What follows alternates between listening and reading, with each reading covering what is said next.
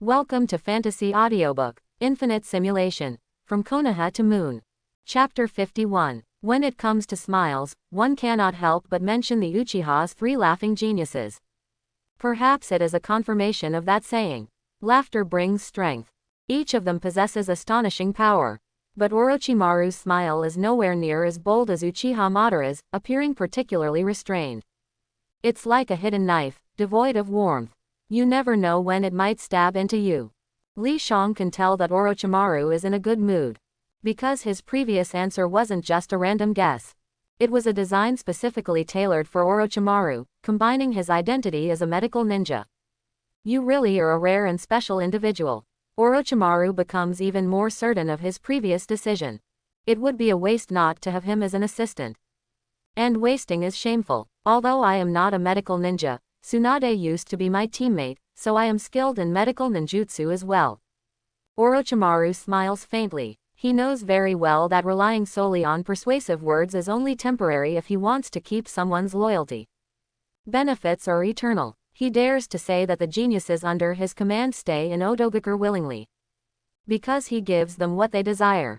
Since Li Shang wants medical ninjutsu and wants to know the secrets of the human body, Orochimaru can naturally fulfill his wishes. Thank you, Lord Orochimaru. Li Shang shows an excited expression at the right moment. Perfectly playing the role of a 7-year-old child receiving a beloved toy. Although these toys are not things like toy cars or marbles, but knowledge, and knowledge is power. Orochimaru is very satisfied with his performance and says, from today onwards, you will stay in Audiobook. Train with Kimimaro and the others in the morning, and accompany me for experiments in the afternoon. Orochimaru is still Orochimaru after all. He doesn't fully trust Li Shang. The initial experiments are just trivial matters. Li Shang, on the other hand, is not in a hurry. There are still 6 years until the Chunin exams. He has time to study. It's just that Kimimaro's personality is too reclusive, making it difficult to strike up a conversation. Although there are many geniuses in Audiobook, Li Shang holds Kimimaro in high regard, and at most, he would add another person like Red Lotus. As for the Sound Four, their strength comes entirely from cursed seals. They themselves cannot be considered top-tier geniuses. But Li Shang quickly gets an opportunity. Because of Kimimaro's bloodline disease. Kimimaro, born in the Yoruichi clan, possesses the powerful dead bone pulse, but their clan carries an incurable bloodline disease. Orochimaru guides Li Shang while introducing. There is a tinge of regret in his tone. If it weren't for the bloodline disease, Kimimaro would be the perfect vessel he desires. He tells Li Shang all this to make him responsible for future treatments. Kimimaro often has to lie in bed. But Orochimaru is quite busy. Whether it's the Akatsuki organization or collecting geniuses, he often has to personally handle things. Audiobook was established not long ago. The Sound Four haven't fully matured yet, and only Red Lotus has decent strength. Lord Orochimaru. Kimimaro's face shows an unusual expression of frustration upon hearing his words. This is an emotion he would never display under normal circumstances. In front of others, he always maintains a confident and calm expression.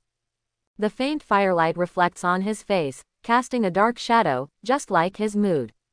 After setting up the IV drip, Li Shang says, I believe that the bloodline disease is not incurable.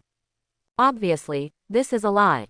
Even Orochimaru and Yakushi Kabuto couldn't solve it in the original story.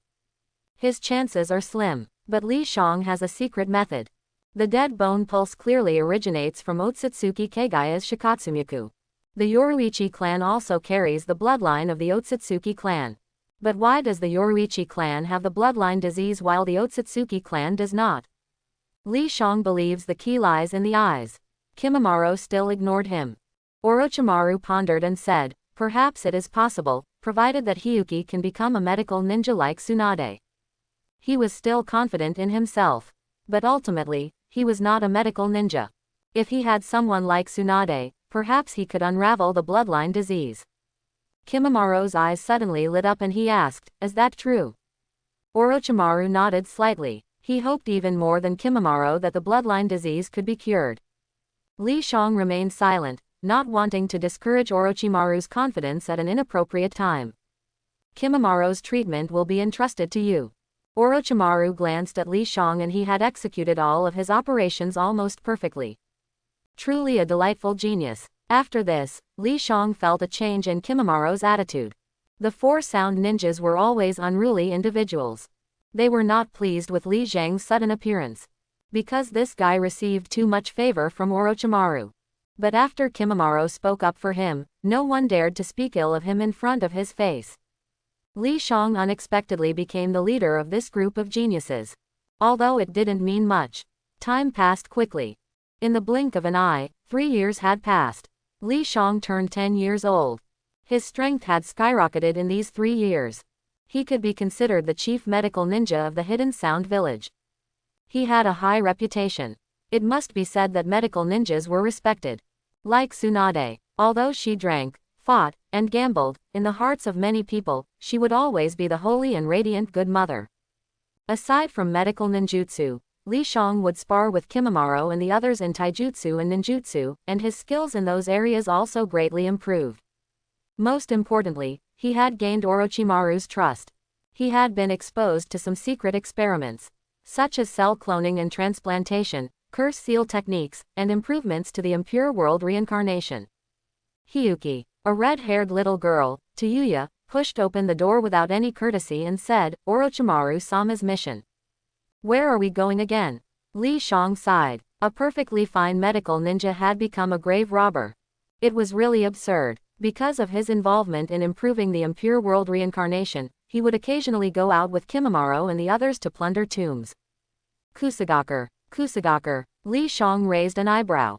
When it came to Kusagaker, he naturally thought of Karen. At this time, she had not yet joined Orochimaru, so she was still living a miserable life. There was a battle at the Bridge of Heaven and Earth in Kusagaker, and many ninjas from Iwagakure and Konoha village died there.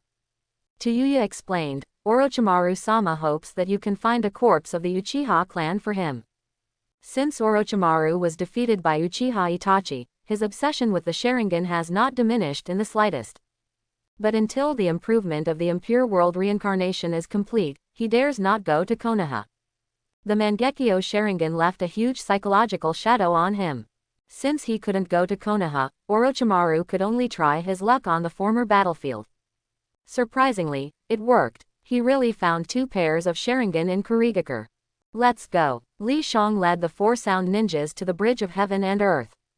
There is a saying, there is no other reason, only familiarity with one's own hands. They had now become professional grave robbers. Li Shang had Doyo and the others carry the coffin, while he entered Kusagakure under the pretext of buying medicine. The feeling of grass-hidden village is extremely terrible. It is dilapidated and chaotic. Li Shang had only been here for a few minutes and already witnessed 2 or 3 fights. There is no one managing it.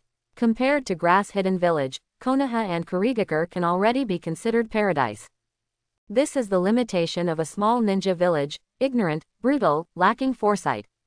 The mother and daughter, Kazura and Rin, are rare members of the Uzumaki clan.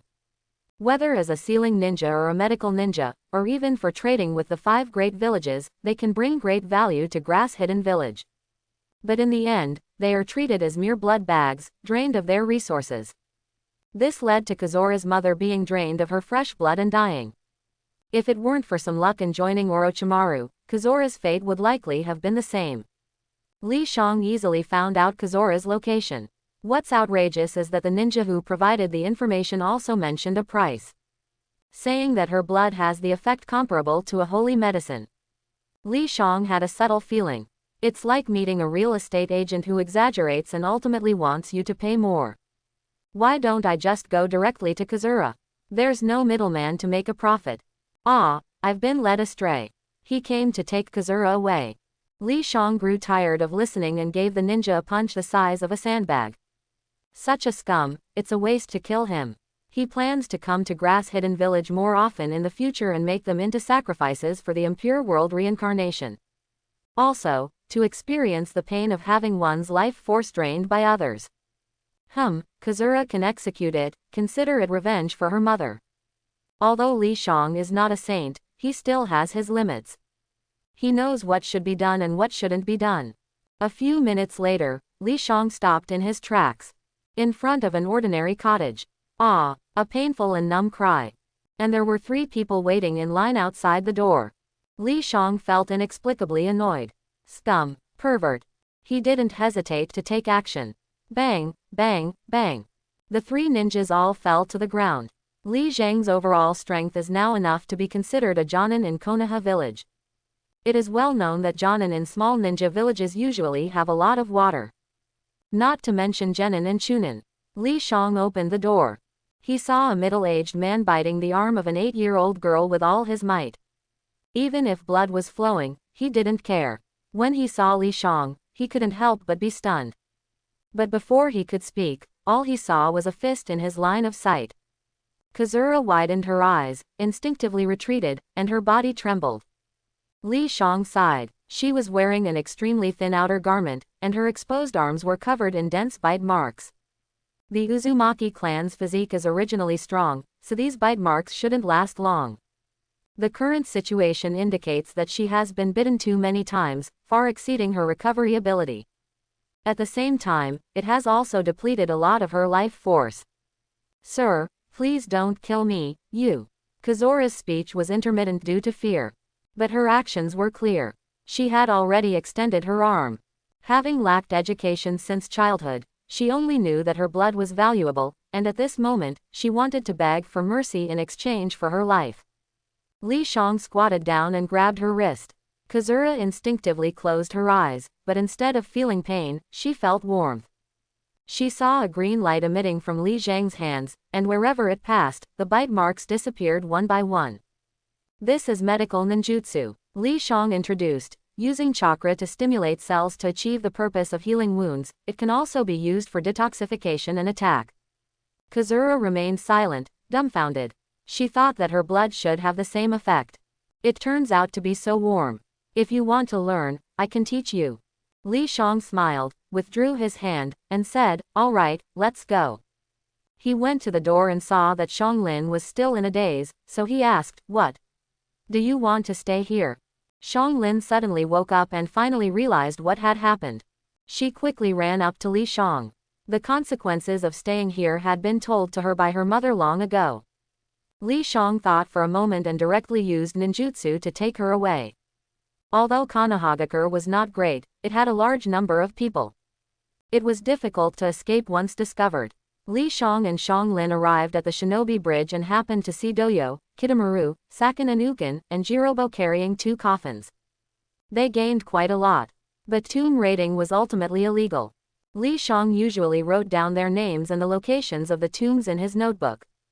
After Orochimaru fell into the trap in Konohagakure, he would have the Hokage Anbu return them. Impure world reincarnation only required a small amount of their physical bodies. This notebook was called the Tomb Raiding Notebook. Ahem. Li Shang explained Shang Lin's situation to them. He said that he had found a genius and wanted to hand her over to Orochimaru. The others had no objections, except for Doyo, who made a sarcastic remark. HMPH, you're quite carefree, still having time to play the hero. Li Shang was used to her sarcasm. He didn't say much. Otherwise, they would definitely argue for a long time. Doyo had a competitive personality and would not give up until he won, even in an argument. Although she was no match for Li Shang when she was serious. After all, Li Shang was a keyboard warrior. Orochimaru-sama, this is Shang Lin, she is a member of the Uzumaki clan.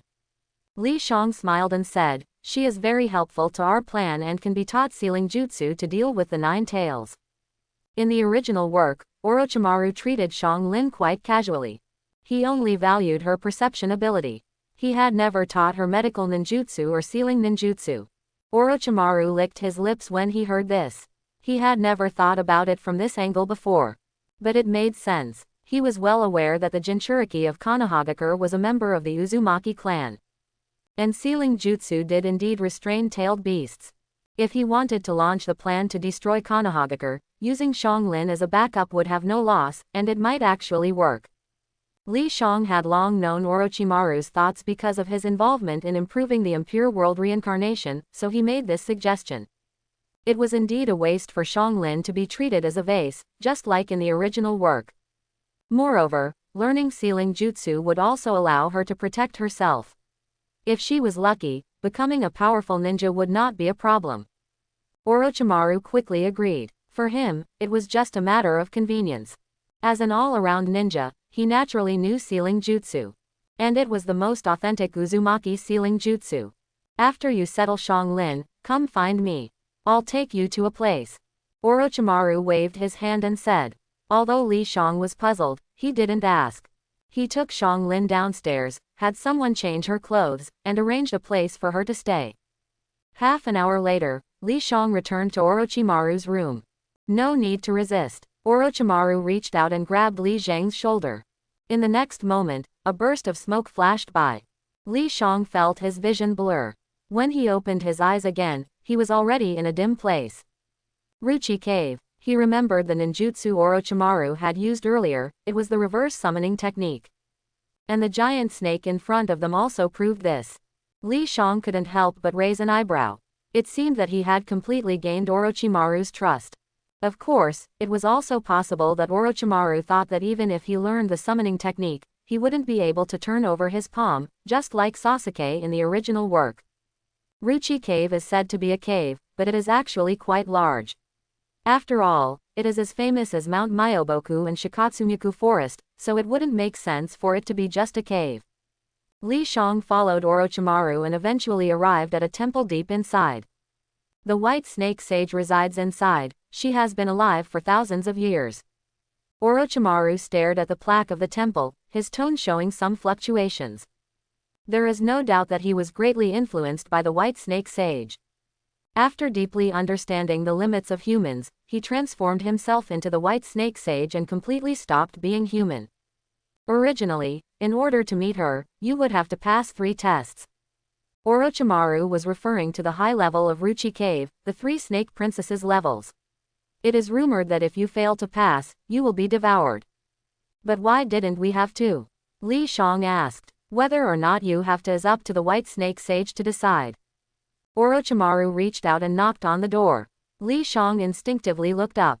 After the door opened, there was a stone seat in the center of the high place. At this moment, an old lady in white clothes was meditating with her eyes closed. However, the pipe she held in her mouth ruined the atmosphere.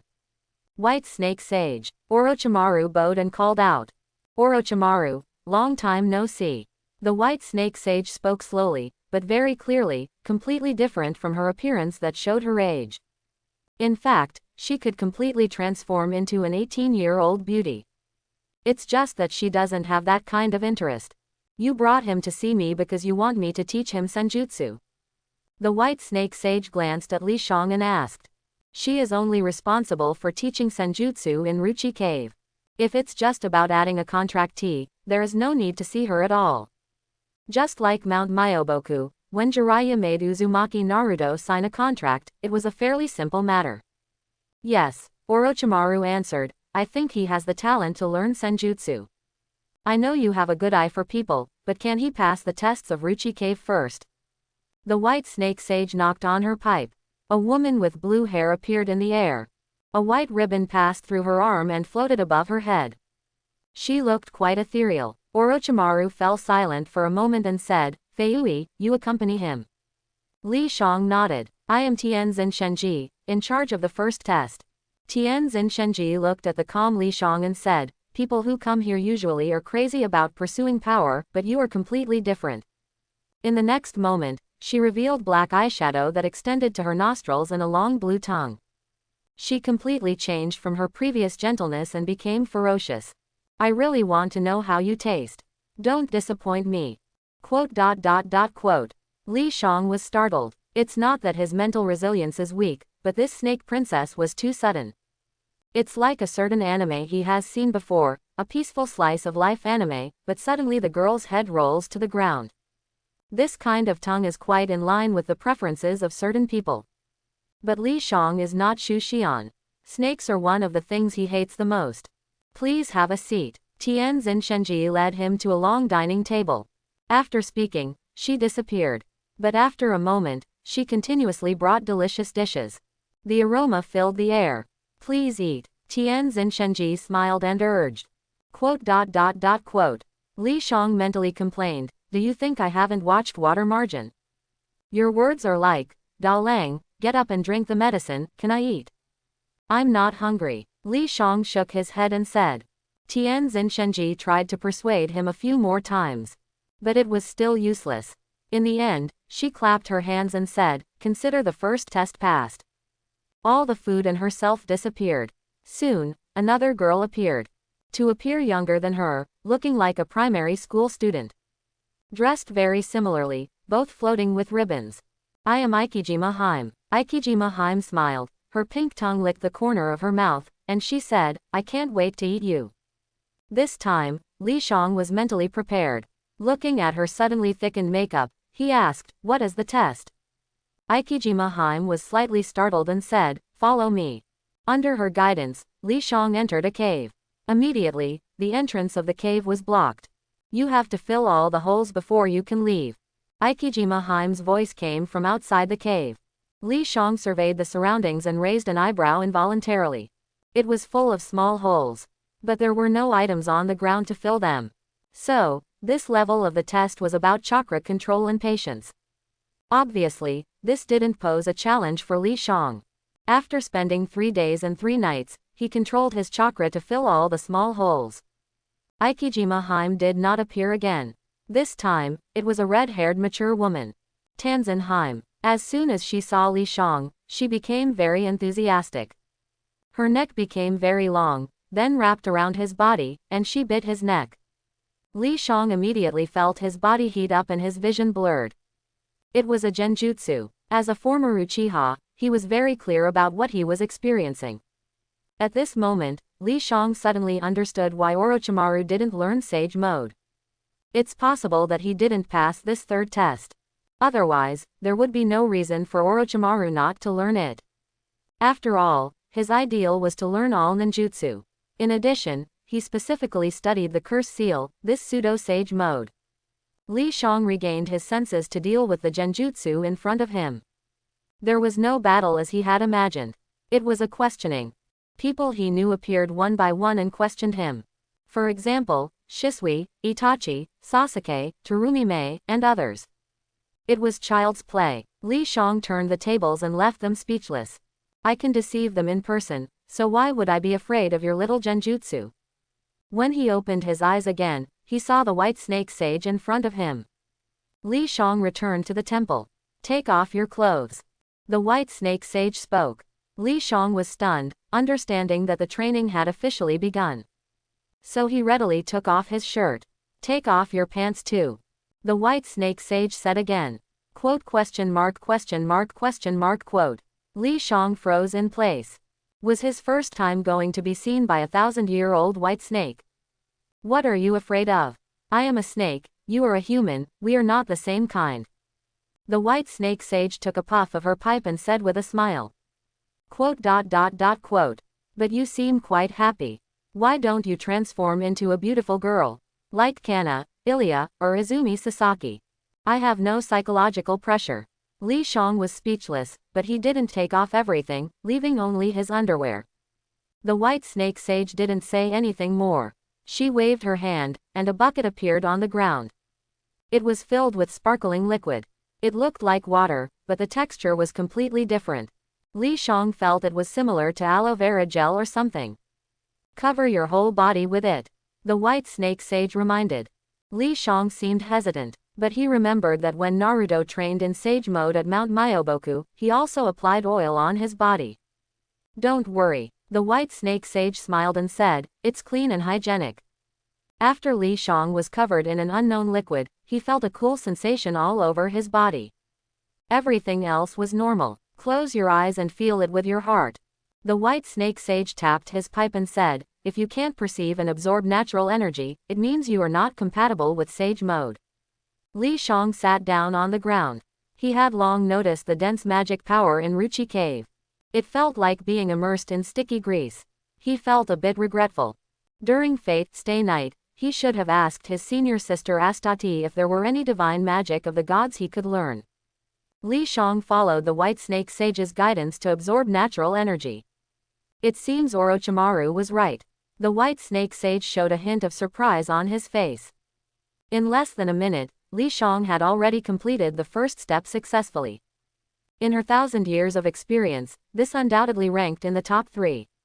Now comes the most difficult part, maintaining the balance between chakra and natural energy. The White Snake Sage's mood was unusually good, seeing Li Zhang's talent. As a descendant of Ruchi Cave, not being able to use Sage Mode was quite embarrassing. Fortunately, Orochimaru's abilities were indeed impressive. If it were someone else, they would definitely not be well received. The most important thing is that there will always be someone better, just like how animals compare to each other. Snakes and toads have never gotten along. The White Snake Sage knew that Mount Myoboku had recently accepted a new disciple, who was said to be the child of prophecy. The Great Toad Sage did something similar last time, and it seemed to be the Sage of Six Paths. It would be quite uncomfortable if another one appeared. The White Snake Sage raised his hand and flicked his middle finger, immediately waking up Li Shang. Start over, stay focused. Thank you, Sage. Li Shang lowered his head and saw white scales appearing on the back of his hand. Will Mount Myoboku turn into frogs and Ruchi Cave turn into snakes? Is the end result petrification? Li Shang just thought about it. He didn't want to test it on himself. He remembered that Naruto was awakened by a black stick during his training. This White Snake Sage felt quite good. But what Li Shang didn't know was that he was being treated favorably because of his talent. If it were someone else, they might end up being eaten by the 3 snake sisters. Half a month later, Li Shang learned Sage Mode. He was a bit surprised at how fast he learned. But he still didn't leave Ruchi Cave or tell the White Snake Sage. Because he wanted to experiment with more ratios. The ninja world didn't have magic power, but it had natural energy of true ether. So Li Shang wanted a way to dilute true ether to the level of modern magic power and combine it with natural energy to see if he could create a magician version of Sage Mode. In Li Zhang's thoughts, Ruchi Cave experienced its most painful ordeal in 1,000 years. Small explosions every 3 days, big explosions every 7 days. It sounded like firecrackers during the New Year. When the White Snake Sage learned that the liquid stored in Ruchi Cave was about to run out, her heart almost stopped. She almost couldn't recover. White Snake Sage, just eat him, I can't stand it anymore. Turbid Current Princess scratched her red hair, her face full of killing intent. He wasted such a precious thing as dragon saliva, eating him would be too merciful. Mitsuki Island Princess clenched her small fist and said, at least torture him for a few decades. That shouldn't be the case. The White Snake Sage looked puzzled, her right hand still soothing her heart. According to Li Zhang's talent, why couldn't he find a balance? Eating him or torturing him won't make any sense, and dragon saliva won't come back. The White Snake Sage sighed, the best solution now is to let him learn Sage Mode and serve Ruchi Cave. This is a sunk cost. Of course, Li Shang didn't know the content of their conversation, nor did he dare to say anything about sunk costs in front of them. His magician version of Sage Mode was already approaching perfection. Just waiting for the return of the full moon to conduct the experiment. After all, the 2 worlds are ultimately different, and the diluted magic may not necessarily meet the conditions completely. But the method and experience have already been obtained, and the only thing left is a matter of time. The 3-year period has come to an end, welcoming the return of the Dragon King. Li Shang tried to twist his mouth and found it really difficult to twist it so high. It's not entirely wrong to call him the Dragon King. After all, this is Ruchi Cave. But he himself didn't expect it to take 3 years. And he also sought guidance from Orochimaru. In addition to practicing Sage Mode, Li Shang often returns to the Hidden Sound Village. Anyway, with the reverse summoning technique, it's very convenient to come and go. He also summoned a snake as a summoning beast. A green snake. I don't know if it's the same one as Sasuke's, but its strength is decent. Named Zhao King. Li Shang arrived at the White Snake Sage's temple and found that the 3 snake sisters were also there. This is rare, but he didn't ask why. White Snake Sage, I have already learned Sage Mode and have come to bid you farewell. Li Shang bowed and said, you've learned it. The White Snake Sage was stunned for a moment, then took a deep breath and said, you've finally learned it. There was a sense of relief in her words. There's no way, she was responsible for teaching him the secret arts. If there were any problems, she would have to deal with them. Li Shang smiled apologetically and said, "Thanks to your care over the past 3 years, I have achieved such success." He said it sincerely. Ruchi Cave has indeed treated him well. It's okay, just don't embarrass us in the future. The white snake sage waved her hand and said, "Go quickly." There was a hint of urgency in her calm tone. Li Shang returned to the hidden sound village. Another failure. As soon as he entered the laboratory, he heard Orochimaru speaking. How can we enhance the controllability of the impure world reincarnation? Orochimaru looked pensive. Li Shang knew what he was troubled by. In the past 3 years, the improved version of the impure world reincarnation was almost perfect. Even if the summoned powerhouses couldn't reach their peak, they still had about 90% of their strength. But the problem was Senju Hashirama and Senju Tobirama. They understood the impure world reincarnation and knew how to undo it. If they were summoned at their peak, wouldn't it be inviting trouble? But if they weren't summoned, Orochimaru didn't have the confidence to carry out the Leaf Village collapse plan. Unless he brought the Akatsuki with him. Orochimaru didn't want to. His idea was actually quite simple. By attacking the Leaf Village and obtaining the Mangekyo Sharingan, his strength would greatly increase, and then he could eliminate the Akatsuki and obtain the Rinnegan. Orochimaru didn't know that the Rinnegan was evolved from the Mangekyo Sharingan. He thought that having the Mangekyo Sharingan might give him a chance to obtain the Rinnegan. Because he was really envious. The Rinnegan was the eye of the Sage of Six Paths, and if he could obtain it, perhaps he could glimpse a higher level of existence. In a sense, the experiments Orochimaru conducted with Hashirama's cells and the Sharingan were actually a path to the Sage of Six Paths. And it was the correct path. Lord Orochimaru. Li Shang suggested, perhaps we can try to focus on the sacrifices and find some unique beings that are close to humans. Orochimaru was slightly taken aback by the suggestion.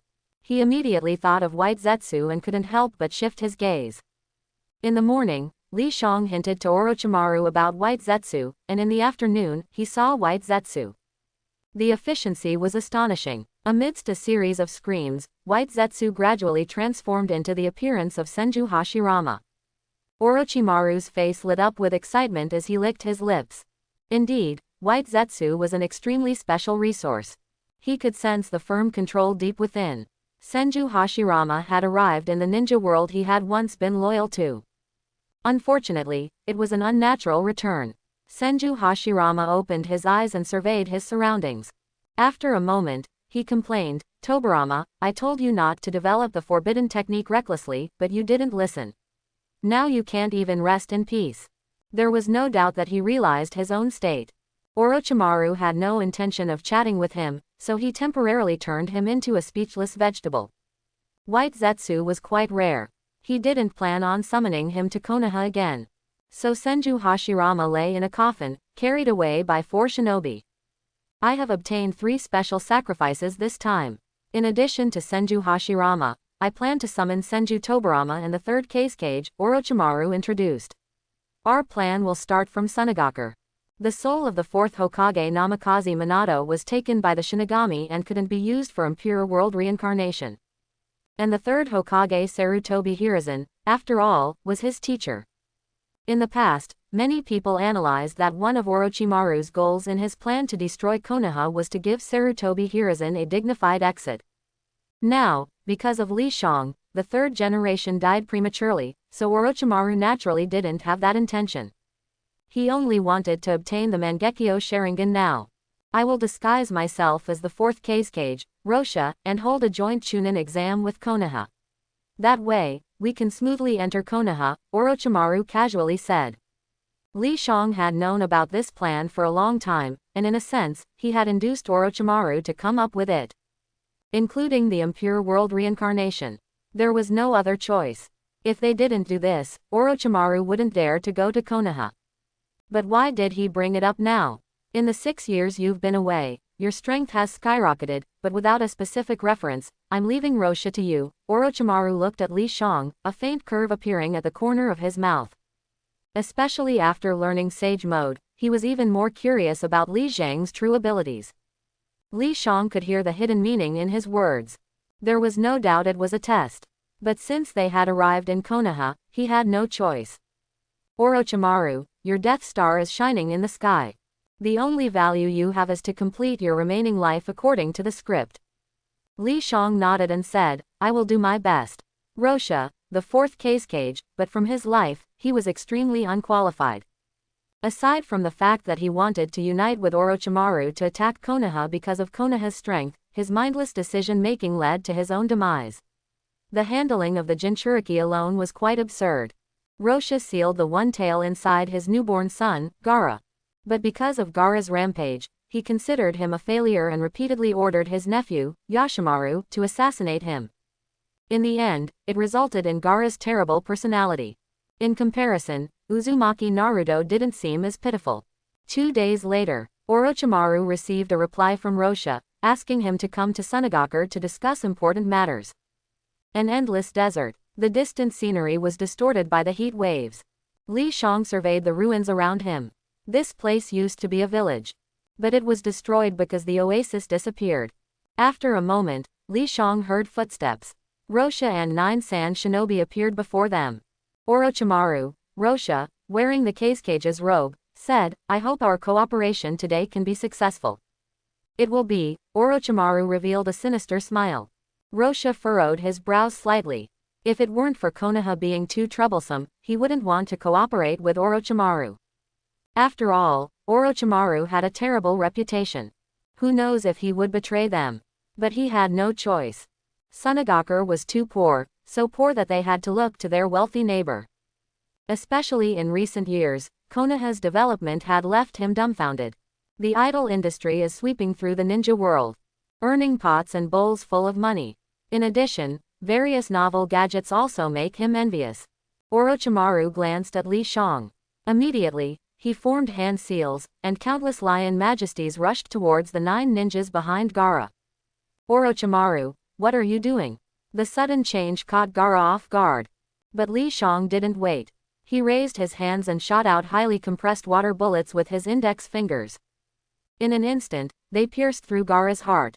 But instead of blood, sand flowed out. The ground trembled the next moment, shaking continuously as if some monster was about to emerge. Li Shang instinctively jumped. In the moment his feet left the ground, countless golden sands surged like waves, rising to a height of 3 meters. Shadow descended. Li Shang opened his mouth and a stream of water flowed out, instantly transforming into a water dragon. Gaara snorted. He felt underestimated. Orochimaru had a water-style 12 or 13-year-old kid deal with him. It was simply absurd. Because the desert environment would greatly reduce the effectiveness of water style. The water dragon collided with the golden sand. But it only slowed down its speed slightly. Li Shang wasn't surprised by this. He just needed to buy a few seconds. Red eyeshadow appeared on Li Zhang's face. He took a deep breath. A bloody light flickered around him. Vaguely, a dragon coiled. Then it exploded. The air vibrated continuously. A strange and invisible attack spread out. The golden sand immediately lost control and fell one after another. And Gaara felt a numbness in his body. As if someone was rubbing his bones. An expression of disbelief appeared on his face. In just a few seconds, Li Shang transformed from a lamb into a fierce tiger. Move, move quickly, Gaara silently shouted in his heart. Li Shang raised his hand. Suddenly, the yellow sand around Gaara was pulled and instantly transformed into 7 white snakes. What the hell? Gaara widened his eyes. As the cage, his best skills were magnet style and sand control secret technique. But when did he learn to turn sand into snakes? This was neither scientific nor in line with the principles of ninjutsu. Ah! Gaara roared in anger. He broke free from the previous numbness and clasped his hands together. A mass of golden sand condensed into a drill in front of him, madly thrusting forward. But it was still too late. One of the snakes that slipped through the net bit his right calf. Meanwhile, Orochimaru had already dealt with the 9 sand shinobi and eagerly observed Li Shang. Especially the recent use of the impure world reincarnation, which amazed him. Inanimate objects could actually be given life. Truly worthy of being a forbidden jutsu. It completely exceeded his imagination. Orochimaru once again felt regret. He couldn't learn Sage Mode. With his right leg injured, Gaara flew into the air in a timely manner. Li Shang frowned slightly. There weren't many ninjas who could fly, but they were all troublesome. Gaara formed hand seals frantically. A massive amount of chakra drew out countless golden sands, forming a sea of gold in the air.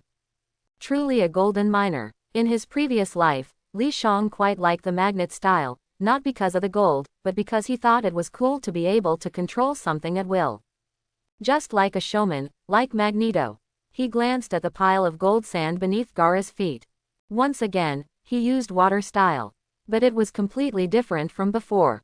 Sage Art Water Style Great Waterfall Technique. At least 3 times the power.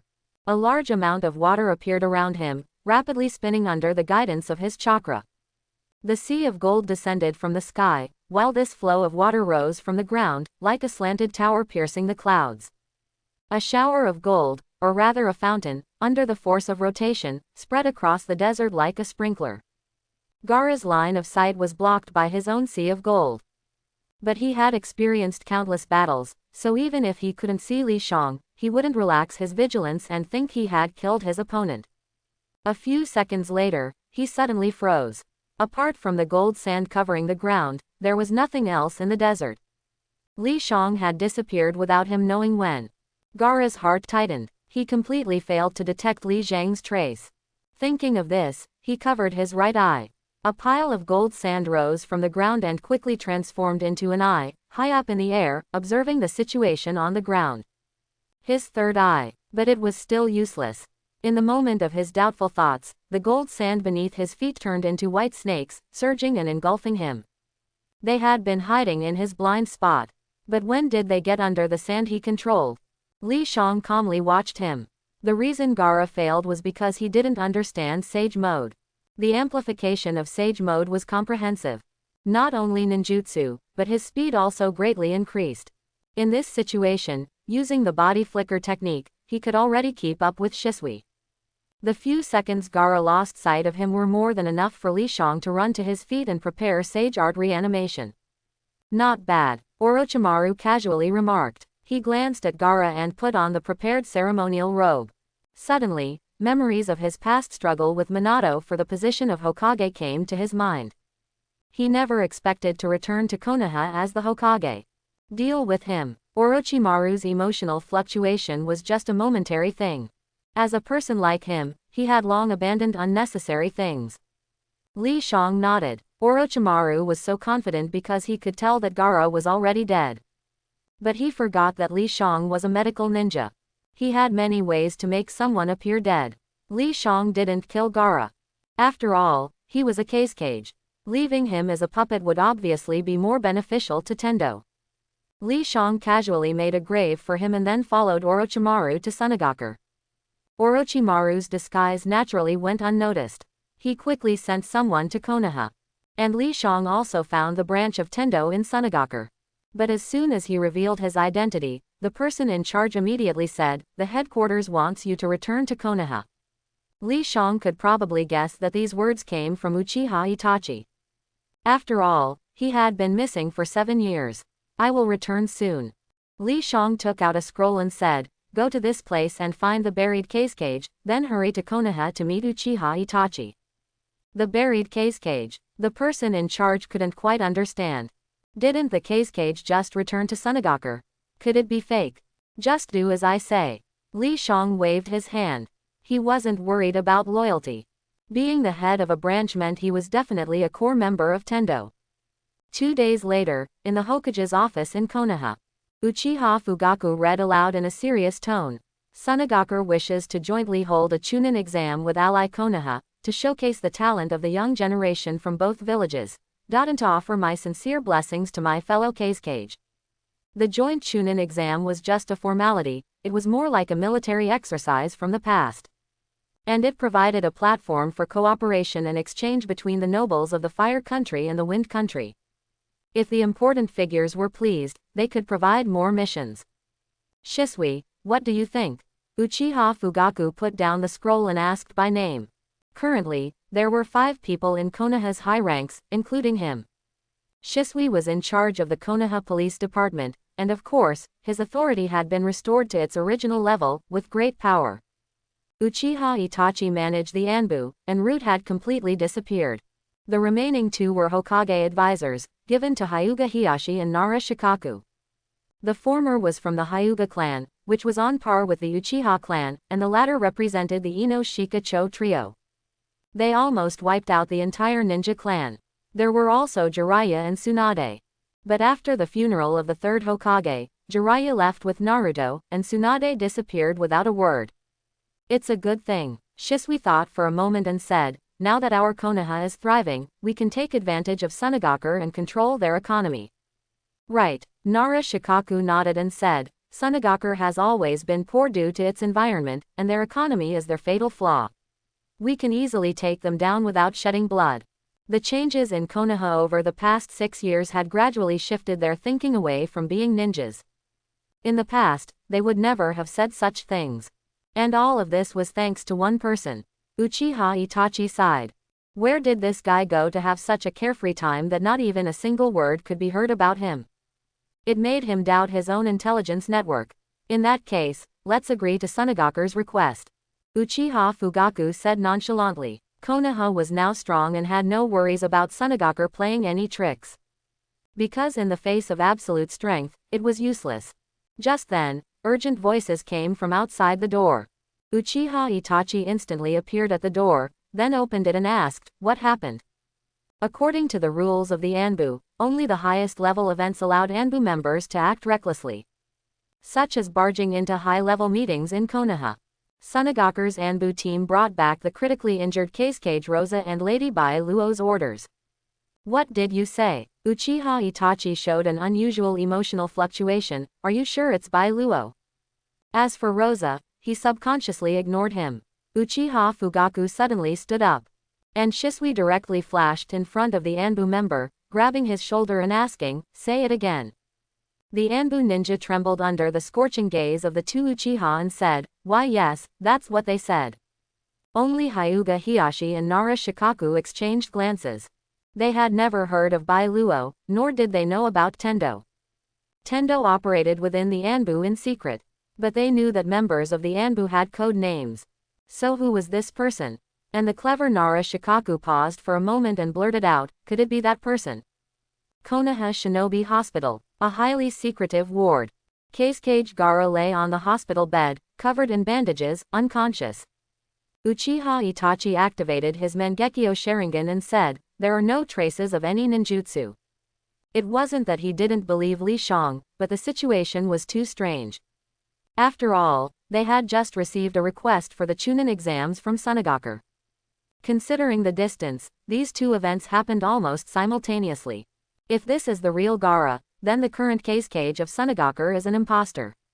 Shisui rubbed his chin and asked, did he give any special orders? No, Uchiha Itachi shook his head. I've already asked the Anbu messenger ninjas, but they know nothing. Li Shang has always been a very sensible person, so you don't need to worry too much. Uchiha Fugaku held his right arm and said, he must have his reasons for doing this. Although that's true, it's still too much to disappear for so long.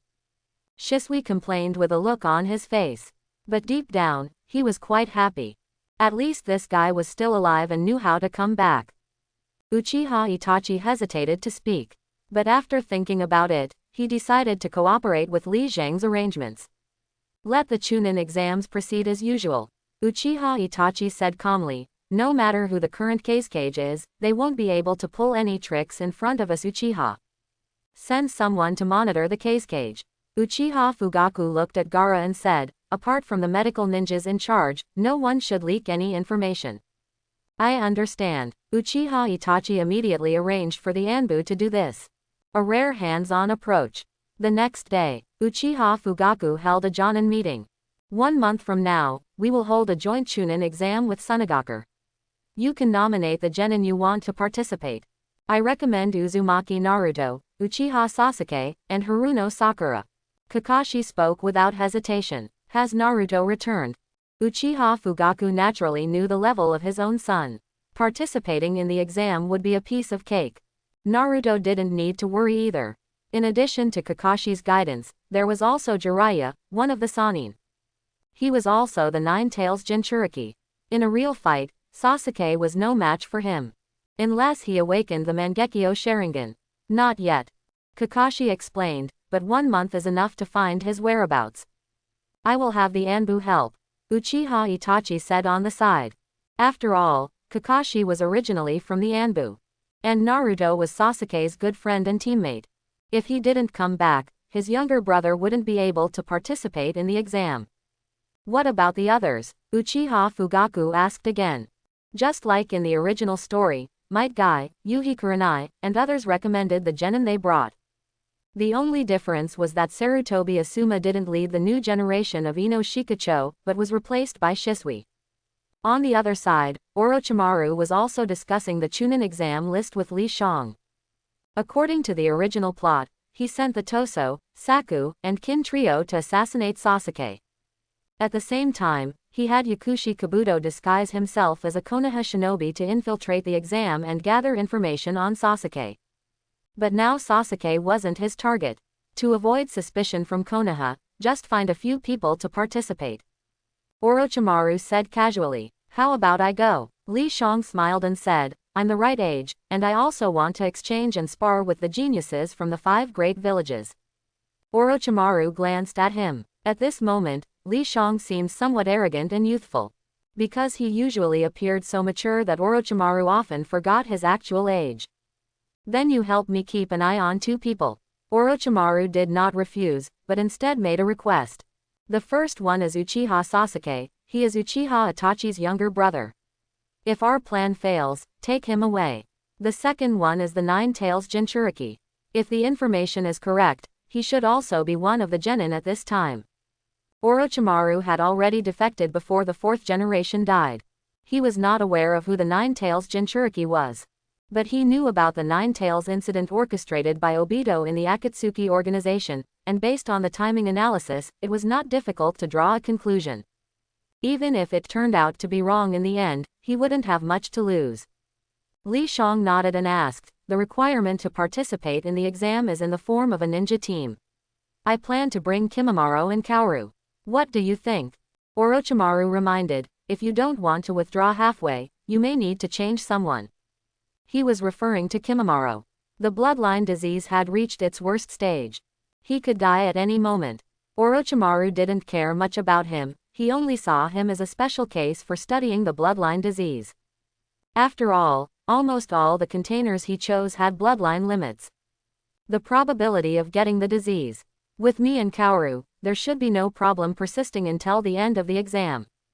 Li Shang sighed and said, "Besides, leaving him in Odogakur would make him very uncomfortable. You know what he wants, don't you? Pointless mercy." Orochimaru revealed a cold smile and said, "After following me for so long, you still haven't gotten rid of this bad habit. That's why I can gain your trust, isn't it?" Li Shang smiled and said. Orochimaru was actually unusually gentle towards him. But it was only because he had value. Orochimaru was ultimately a ninja who would do anything to achieve his goals. Li Zhang's thoughts were similar to how Senju Hashirama treated the Nine-Tails. "You are too strong, you need to be sealed." Orochimaru glanced at him, said nothing, and turned to leave. "I wonder how strong Naruto and Sasuke are now." Li Shang was quite curious. But they must be stronger than in the original story. Naruto had the guidance of Kakashi and Jiraiya 6 years ahead of time. And Sasuke was not bad either, being taught by the Uchiha with the 3 Mangekyo Sharingan.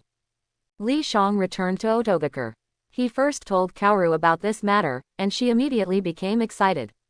She had been in Otogakur for too long and had long wanted to go out and have some fun. And after learning medical ninjutsu and sealing techniques for so long, she finally had the chance to compete with people of the same age. Then, Li Shang went to Kimimaro's ward. The two had a good relationship. After all, Li Shang was his doctor and Kimimaro couldn't ignore him, even if Orochimaru was the only one in his eyes. It seems Orochimaru-sama's plan is very successful. Kimimaro saw him and spoke, "Otherwise, you wouldn't have come back so early." "I came back to bring people to participate in the Chunin exams," Li Shang explained. Kimimaro's eyes flashed with envy. He knew that with his current physical condition, there was basically no possibility of participating no matter what. "I plan to participate, and you and Kaoru will be my teammates." "Me?" Kimimaro couldn't help but widen his eyes, causing the IV drip on his body to shake. Clearly, it was unexpected and pleasantly surprising news for him. Don't you want to go? If it can help Orochimaru-sama, even if I die in Konoha, I will go. Kimimaro exhaled and looked at Li Shang. After a moment, he said, thank you. He was a smart person and naturally understood the reason. The sky was filled with a blinding sun, making it impossible to look directly at. Li Shang stood on the wide streets of Konoha, looking around in all directions. The changes here exceeded his imagination.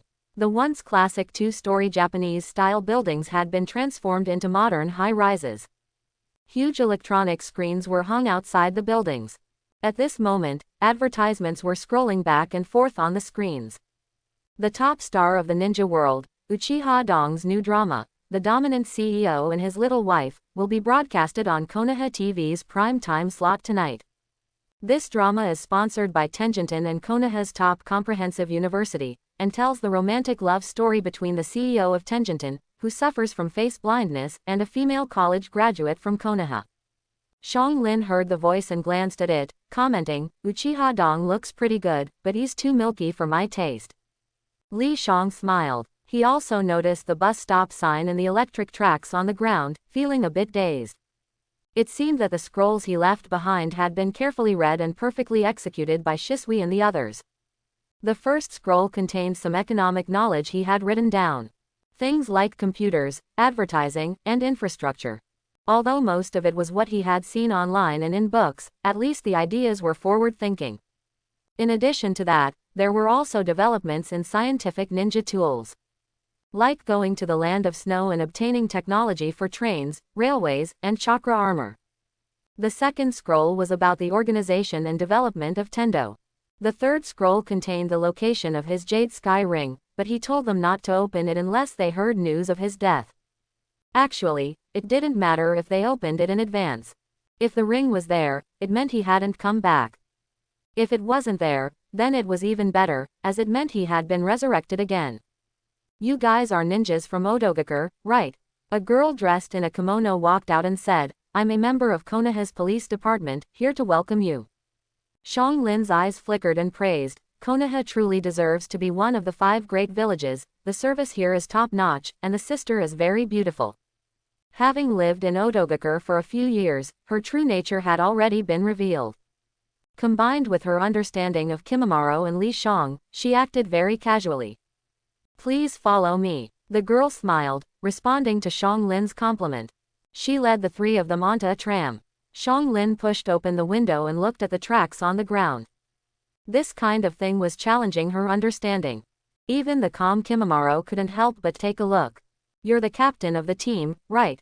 The girl took out a scroll with portraits of 3 people inside and explained, I need to confirm the number of participants in the exam, as there are always some who can't make it due to accidents.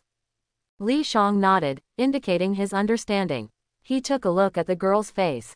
There were faint traces of ninjutsu. Ordinary genin or chunin wouldn't be able to perceive it. But Li Shang was different. Since learning Sage Mode, his perception ability had greatly improved. Even without activating it, he was much stronger than before. Thinking of the punishment from Konoha's police department, Li Shang couldn't help but smile. This girl was probably a member who had made a mistake and was forced to come out and receive them. Are there any other genin from Odogakur participating besides the 3 of you? No. All right. The girl put away the scroll and took out 3 sets of keys, saying, this is the hotel where you will be staying during the exam, and it is also the destination later. After Li Shang took the keys, she stopped speaking. Standing on the other side, she let out a sigh of relief, and the smile on her face disappeared, leaving only worry. Shang Lin showed a curious expression, not because she saw this scene, but because of the tram. She ran up to the girl and asked all sorts of questions. Like how the tram operated and how fast it could go. The girl immediately put on a professional smile and introduced herself. But Shangulin only understood half of it. When it came to the principles of the tram system, she was completely confused. In the end, the girl said somewhat wearily, if you're interested, you can audit classes at Konoha's first comprehensive university. She might as well have said, you should read more books. Shangulin didn't want to bother her anymore. The tram stopped. There was a bustling crowd in front of the hotel. All of them were ninjas from other villages. A shiny electronic screen stood in the center of the square, displaying a map of Konoha. It marked the location and time of the Chunin exams. Like Shangolin, many people were sincerely amazed by Konoha. But Li Shang thought it was okay. He remembered that Boruto was even more exaggerated. It showed how rapidly technology was changing. He just made Konoha take this path earlier. And it was a Konoha that was far more united and visionary than in the original work. Your room number is marked on the key. The hotel provides 3 meals for free, but fighting in Konoha is prohibited. The girl reminded them, there are surveillance cameras everywhere. If a conflict occurs, the Konoha Police Department will arrive within 10 seconds and cancel both parties' qualification for the exams. Konoha is really amazing. Shangolin looked at the girl's departing figure and couldn't help but sigh. Conflicts between ninjas were commonplace. Not to mention the various grudges and disputes among the various ninja villages mixed together. For the Konoha Police Department to dare to do this, it undoubtedly required great courage. We don't need to cause unnecessary trouble. Li Shang handed the room key to Shangolin and Kimimaro, saying, let's stay at the hotel for 2 days. Do you want to gather intelligence on the other opponents? Following the way of the ninja, Shangolin asked. Her role in the team was to perceive ninjas. Typically, a ninja team had a classic configuration of medical, perception, and combat roles. Li Shang was responsible for medical duties, and Kimimaro naturally took on the combat role. With Kimimaro here, there's no need to waste time. Li Shang casually explained. Kimimaro glanced at him. Although he had many bed scenes, he still understood Li Zhang's situation and knew that he had learned Sage Mode. In terms of strength, he was probably above himself. Okay, Shangolin nodded. She ran to her assigned room and immediately exclaimed in amazement. It was truly luxurious. Compared to it, Audiobook seemed like a poor and remote place. Although there were warnings from the Konoha Police Department, Li Shang still heard a lot of fighting sounds these past 2 days. With nothing else to do, he used Sage Mode to perceive the situation. The battles usually ended quickly. After all, there were several pairs of Sharingan. So in this Chunin exam, the Uchiha clan was the first to become famous. On the 3rd day, Li Shang, Kimimaro, and Shangolin arrived at the designated exam location. Konoha's first comprehensive university. Neither the Wind Shadow nor the Hokage were present. It was different from the original storyline. There was no plot where all the exam venues gathered together. They went straight to the 7th exam venue. The doors opened, and only 30 seats in the exam room were occupied. Li Shang looked around and recognized many familiar faces. In the original work, the Chunin exam this time only had participants from Konoha Village and Sunagakur. The Cloud Shinobi Village, Kurigakure, and Iwagakure did not participate. On the contrary, the small ninja villages in the surrounding areas were quite active. This fully reflects the importance of the atmosphere group. Even the Hidden Grass Village, which had been plagued by Li Shang and Shorin, did not escape. In these 6 years, all the sacrifices for impure world reincarnation were former grass shinobi who had bullied Shorin and her mother. Li Shang unexpectedly encountered someone in the exam venue. A ninja from Kurigakure. Although 6 years have passed, he still saw a few familiar faces. For example, Guren Suigetsu. Because all the attention was stolen by Li Shang, Orochimaru didn't notice him back then. Perhaps it can be said that he noticed, but there is harm in comparison. With Li Shang around, what is the point of having Guren Suigetsu? In a certain sense, it can also be considered a blessing in disguise. In addition to Guren Suigetsu, Li Shang also saw the new generation of Ino Shikacho. The facial features are too distinctive, it's hard not to recognize them. Nara Shikamaru looked like he had fought with 7 big girls last night, resting his chin on the desk and dozing off. Akamichi Choji was eating potato chips, making a loud crunching sound. Yamanaka Ino, on the other hand, seemed relatively normal. Perhaps it was because she hadn't seen Sasuke, so she didn't go crazy over him. Just then, a loud scream came from outside the window. Li Shang turned her head and saw Sasuke. He was wearing the traditional attire of the Uchiha clan, with a cold expression. And around him, there were exclamations of admiration from the girls. It reminded Li Shang of a video she had seen in her previous life. It was a scene of a top star coming to school, with a sea of people. Who is this? Li Shang asked. Shangolin curled her lips and said, he's quite arrogant. Next to her, a genin from Konoha, a young boy with a proud look on his face, said, you outsiders don't understand anything. He is Uchiha Sasuke, the strongest graduate in the history of the ninja school, our leader. Strongest. Li Shang showed confusion at the right moment. Aren't Uchiha Itachi and Kakashi from your Konoha supposed to be the strongest graduates? Cough cough, it seems like you have some understanding of our Konoha, the young man explained. Sasuke, the eldest, is still young and definitely can't compare to them now. But in these 6 years, his actions and mindset have already conquered all the students in the ninja school. How did he do it? With his fists? Of course not. He established a student council, leading us to fight against the school, striving for enough benefits, and organizing activities that we enjoy, such as shooting competitions, swordsmanship exchanges, and outdoor social events. Quote. Li Shang fell silent. This doesn't sound like something Sasuke would do at all. It's more like Shisui or Itachi's idea. Even though it was because of him that Sasuke didn't defect. But people can change, and nature is hard to change. Besides the mission Li Shang gave him at the beginning, doing these things probably helped him cultivate his disguise. During their conversation, Ino and the others were also waving desperately by the window. And the little Sakura next to Sasuke was completely like a protective mother eagle. Li Shang didn't see Naruto. Perhaps he went to train with Jiraiya. Only after Sasuke entered the adjacent examination room did the voices slowly dissipate. He's a formidable opponent. Kimimaro finally spoke his first words today. His every move reveals excellent coordination and the ability to react at the fastest speed, proving his mastery of taijutsu. Because of his dead bone pulse, he can be considered a taijutsu nemesis, so he is sensitive in this aspect. At least being able to become the number 1 in the Konoha school, he shouldn't be too bad. Karen nodded in agreement. Just now, Sasuke's expressionless face made her feel that he was not someone to be trifled with. 2 words, very cool. Li Shang was about to say something when he suddenly looked up. Above them, a giant toad was leaping.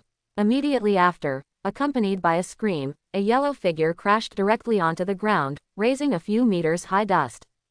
Someone attacked. Shang Lin paused for a moment. The other candidates around were also making some noise. Phew. The boy with pineapple hair jumped up and spat out some dust, then said to the suddenly appearing Anbu, it's me. It's me. Uzumaki Naruto, all losses will be recorded under your account, the Anbu said before disappearing. Tisk, that was quite a cool entrance. Li Shang couldn't help but smile. At least it was more impressive than being chased by a group of cows in the original. With the pineapple hair and cows, someone who didn't know would think it was some story about the neighbor next door. But falling from such a height without any injuries shows that his physical fitness is strong. Shang Lin, as a medical ninja, found it easier to analyze Naruto than Sasuke.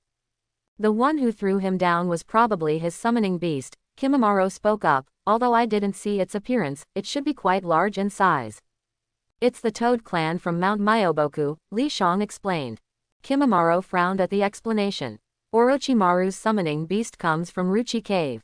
Both are equally famous, which proves that the boy just now is not ordinary. It seems that this exam is not as easy as he imagined. But fortunately, there is still Li Shang. It shouldn't delay Orochimaru's plan.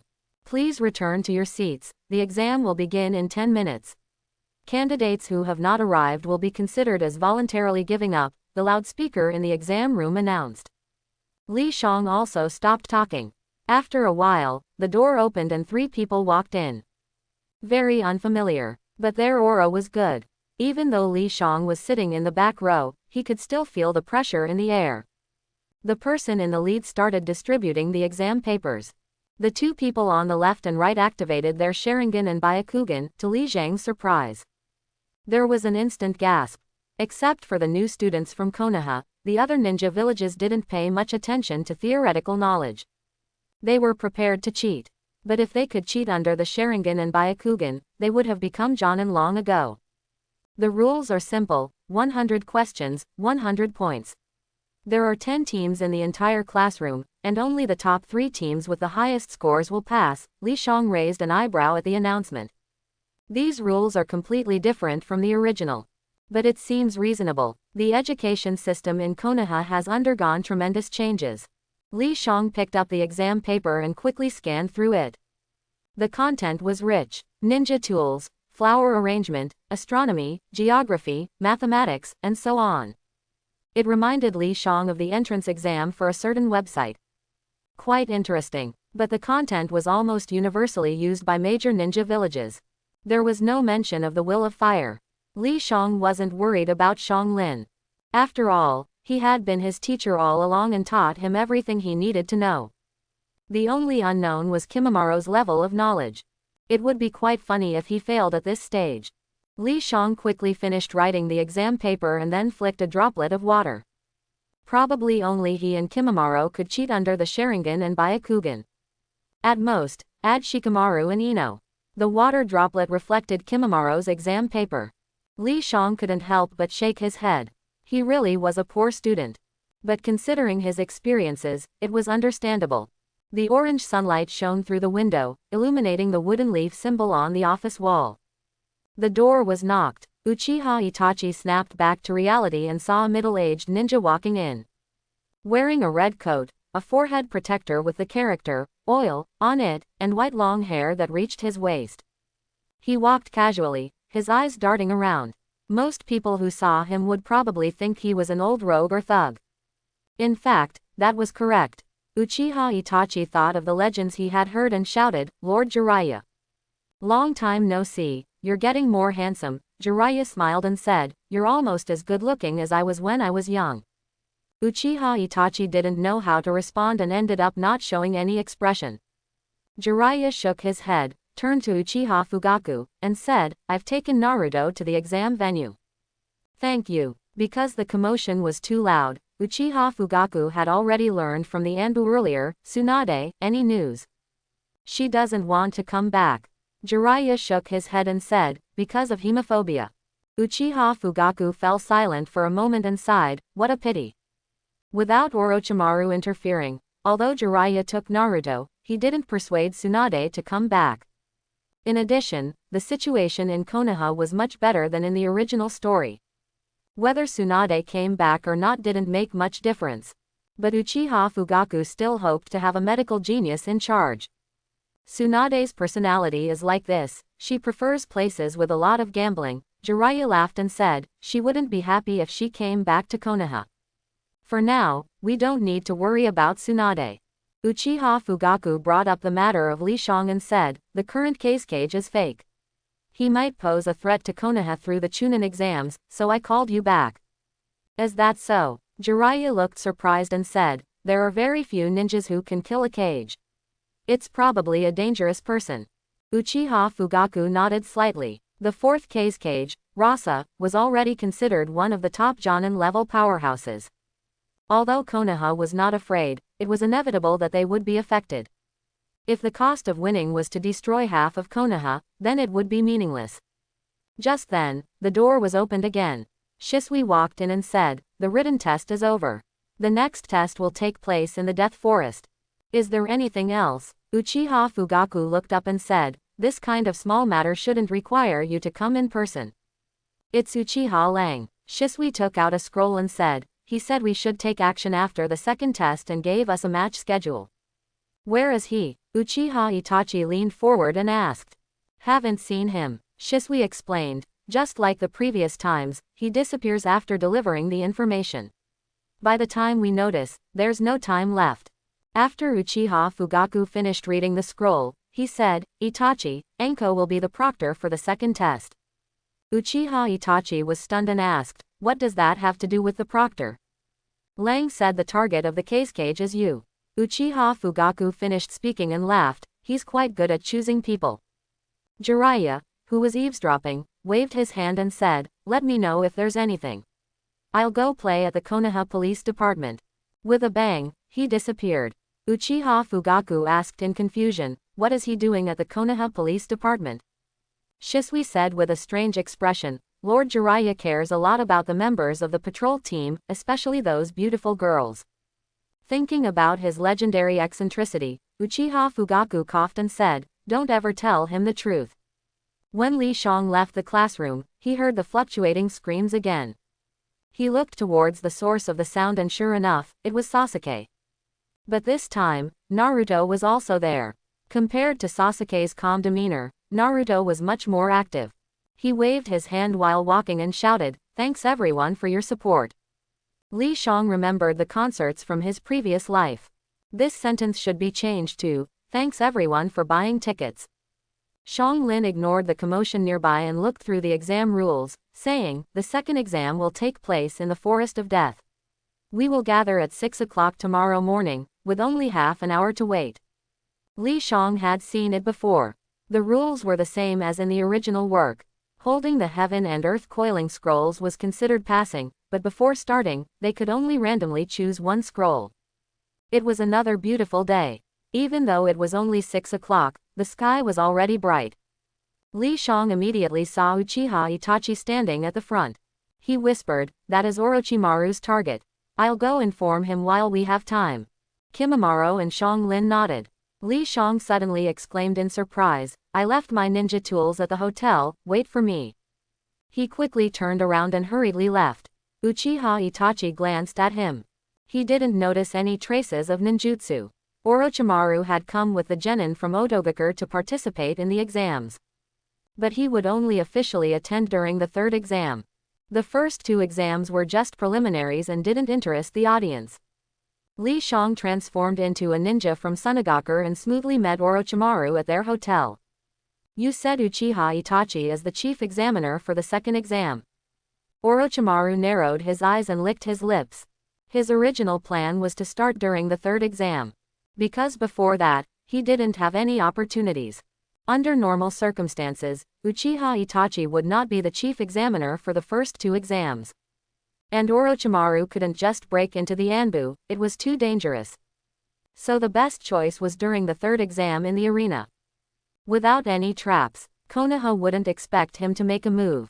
A perfect opportunity for an ambush. At the same time, they could also coerce the nobles from the wind and fire countries who were present as a bargaining chip for their escape. But this unexpected situation made Orochimaru ponder. His target was Uchiha Itachi, not Konoha. The second exam is in the Forest of Death, and there's only Uchiha Itachi alone. Perhaps this is our chance. Orochimaru made a quick decision and said, "Change the plan. You continue to participate in the exam and avoid arousing suspicion." The Forest of Death. Uchiha Itachi glanced at the time and said, "Distribute the scrolls. I'll be waiting for you at the central tower. A team of 3 who arrive together will be considered as passing." In the next moment, his body turned into several crows and disappeared. The Anbu ninja immediately distributed the scrolls to each team. "We have the Heaven Scroll." Shang Lin collected the scroll and said. With their strength, it didn't matter who held it. Kimimaro walked silently at the front without saying a word. Li Shang and Shang Lin followed him and quickly ventured deep into the Forest of Death. The 3 of them didn't bother concealing their presence. After about 15 minutes, Shang Lin spoke up, "There are 3 on the left and 3 on the right." Chapter 61. After Shang Lin finished speaking, Kimimaro swiftly moved towards his left side. As fast as Fukuro discovering a mouse. Immediately, a scream rang out. It sounded particularly clear in the silent forest. "The ninja team on the right has stopped," Shang Lin said with her eyes closed. She was using the unique ninjutsu, or rather secret technique, of the Uzumaki clan, the Kagura Mind's Eye. With its wide range, covering half of the Death Forest was no problem for her strength. "I'll go take a look." Li Shang disappeared in an instant and arrived in front of the 3 people in a moment. They were Leaf Village ninjas. And he recognized them. Hyuga Neji, with his white eyes and flowing long hair. Tenten, with her bun-shaped hairstyle, and Changsong, perfectly fitting Neon's stereotypical impression of the Hana clan. Lastly, Rock Lee, with his watermelon-shaped head and green attire. Hyuga Neji was taken aback. So fast, he barely had time to react. "What kind of scroll are you?" Li Shang looked at the 3 people who were on guard and said, "I am the Heavenly Scroll. If it's the same, we can save time." "We are also the Heavenly Scroll," Hyuga Neji said in a deep voice. Li Zhang's performance just now surprised him. It had only just begun, and unnecessary conflicts could be avoided. Li Shang turned around and returned to Shang Lin's side. Kimimaro calmly said, I am also the heavenly scroll. What luck, Shang Lin complained, we actually encountered 2 teams with the heavenly scroll. It's not really luck, after all, half of the teams have the heavenly scroll. Li Shang shook his head and said, since you're so eager, let's take the initiative to attack. It's about time. We are like 3 wolves in a flock of sheep. Shang Lin closed her eyes again and said, let me see, there is a small team 2 kilometers southeast. Kimimaro drew a bone knife from his left arm and disappeared into the forest with a few ups and downs. The large tree canopy made the surroundings dim. The environment was perfect for an ambush. And Shang Lin, who possessed powerful perception ninjutsu, was undoubtedly a human radar. There seems to be a group of chakra-infused insects about a kilometer north. Shang Lin spoke again, they should be the Aburame clan of Konoha. Li Shang nodded, leaving behind a shadow clone and also disappeared into the cold forest. A few seconds later, he arrived in front of the insect swarm and waved his hand, saying, hello. The insect swarm was stunned for 2 seconds, clearly not expecting Li Zhang's appearance and his actions. But once they reacted, the insect swarm rushed towards the shore like a tide. Li Shang clasped his hands together. Water surged from under his feet, swirling around him. The insect swarm began to spin wildly, like clothes thrown into a washing machine. Aburame Shino, who was far away, severed his visual connection with the insect swarm. He shook his head to shake off the dizziness and said, we've been discovered. It's a ninja from Audiobook, but there's only 1 person. How lucky. Right, Akamaru. Inuzuka Kiba immediately stood up, excitedly saying, maybe this guy has a scroll on him. His white dog barked twice in response. Hyuga Hinata, who was beside them, activated her Byakugan. Her field of vision instantly expanded, and she quickly noticed Li Shang. The horrifying amount of chakra. It was actually larger than the combined amount of the 3 of them. Her body couldn't help but tremble. Run, Hyuga Hinata said anxiously. Aburame Shino and Inuzuka Kiba hesitated for a moment but chose to trust their teammate. The 3 of them quickly turned around and ran. Li Shang stopped in his tracks. He had no intention of taking action in the first place. After all, there is a crown princess. In the original work, anyone who fought against Hinata did not survive. Plus, they are ninjas from Konoha. He just greeted them. Li Shang formed hand seals, and the range of his perception quickly expanded. After a moment, he intercepted 3 ninjas from the Rain Shinobi village. They were dressed in tight swimsuits and wore gas masks, looking quite peculiar. Upon seeing Li Shang, the 3 immediately launched an attack. 2 of them threw a bunch of Senbon needles. 1 of them formed hand seals and summoned a rain dragon in front of him. Li Zhang's response was also a water dragon. But it was bigger and thicker. It wrapped around the Senbon needles, devoured the rain dragon, and knocked out the 3 rain shinobi. Luck was on our side this time. Li Shang looked at the earth coiling scroll he found on the rain shinobi and couldn't help but smile. Kimimaro came back before him. But he still had the heavenly scroll. Li Shang handed the earth coiling scroll to Kaoru with anticipation in her eyes. Yay! Kaoru exclaimed excitedly, let's hurry to the tower, maybe we can break the record. What record? Li Shang asked. The record for the fastest completion. It's around an hour, but we'll definitely be faster. After putting away the 2 scrolls, Kaoru said, let's go, let's go. Her body instantly appeared in the distance. These years of learning were not in vain. Her strength far surpassed that of a genin. Li Shang and Kimimaro followed suit. Half an hour later, they arrived at the tower. Kaoru simultaneously opened the heavenly and earth coiling scrolls according to the rules. After a burst of smoke, a young man wearing a Konoha forehead protector appeared. He glanced at the time and showed a clear surprise on his face. After a moment, he said, congratulations on successfully completing the challenge, please proceed to the rest area. Uncle, did we break the record? Kaoru quickly asked. Yes, but next time it would be better if you change your way of addressing me. The young man nodded and then joked, also, fighting is prohibited in the rest area. Kaoru smiled awkwardly. The 3 of them went to the rest area. Li Shang and Kimimaro closed their eyes to rest. Kaoru couldn't sit still and looked around at the entrance. Are you the second team to arrive? Quite fast. She saw 3 Sunagaku ninjas walking down the aisle and couldn't help but say. They were dressed quite strangely. The one in the middle carried a gourd on his back, had heavy dark circles under his eyes, and had the character, love, carved on his forehead. The one on the left also carried something strange, but it was wrapped in black cloth, and there were strange patterns on his face. The girl on the right was relatively normal, except for the large fan ninja tool. You're even faster than us. Temari showed a surprised expression. What's so surprising about that? Kaoru smiled and said, it means our strength is stronger. Little sound ninja, how ridiculous, not afraid of spraining your tongue while talking big. Kankuro said disdainfully, you're just lucky. Temari glanced at Gaara and said, don't waste time, let's go. Kankuro realized something and stopped talking. Fighting was prohibited inside the tower.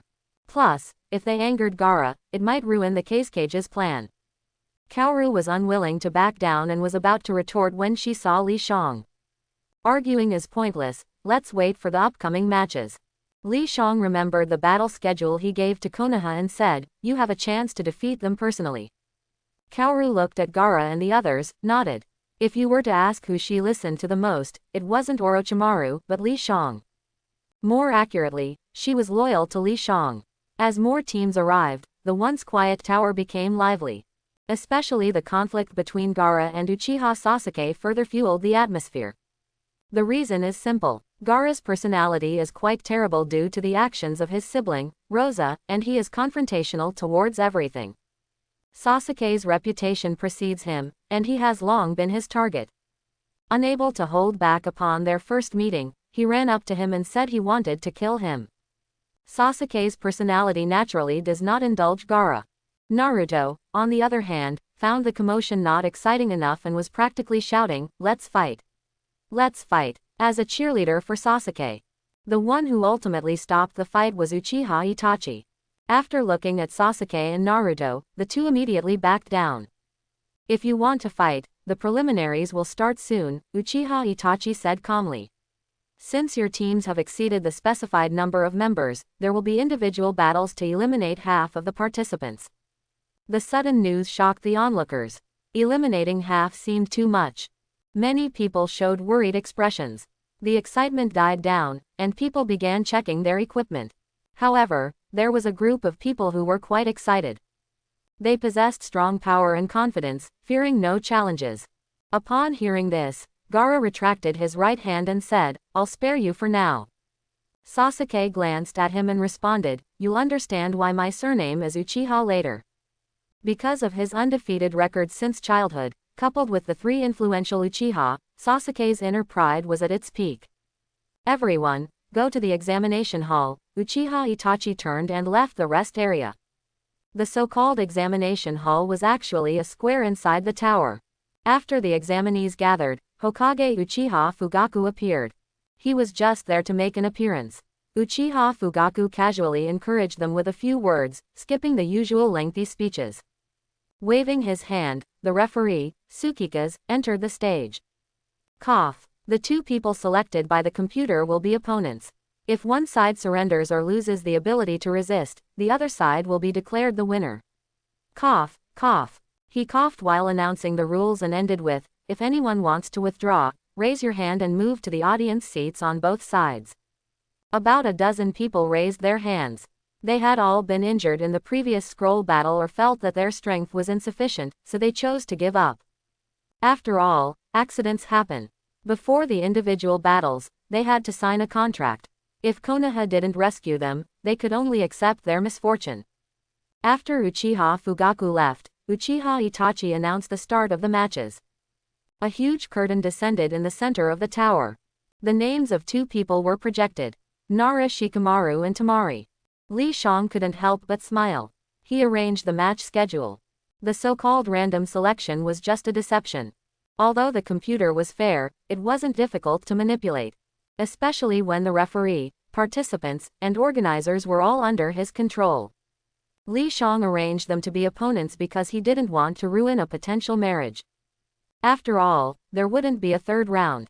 When Temari was beating her husband, Li Zhang's eyes wandered around. With his familiarity with Orochimaru, he found his trace in a corner. At this moment, he was wearing Sunagaku's ninja attire and a mask, with 2 teammates lying beside him.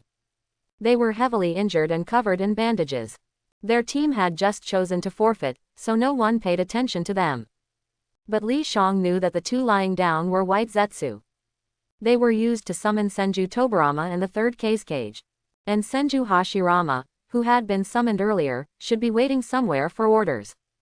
I forfeit. Nara Shikamaru lazily raised his hand and said.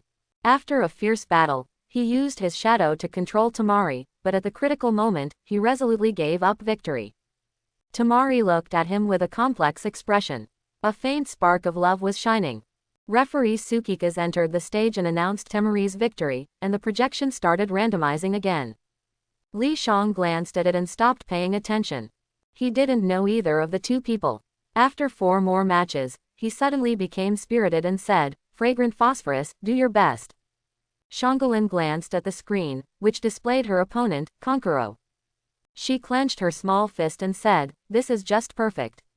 I've been wanting to fight him. The 2 of them stepped onto the stage. Kankuro sneered, just surrender, so you won't get hurt. Although his personality was not as bad as Gaara's, he was not easy to get along with and tended to be impulsive. He could only change after Gaara's death.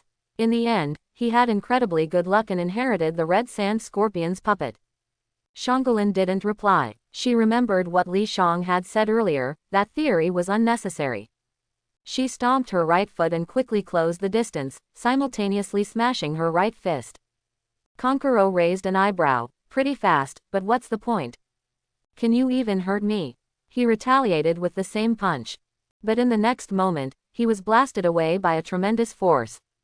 He crashed into the wall of the arena, leaving behind a large mark.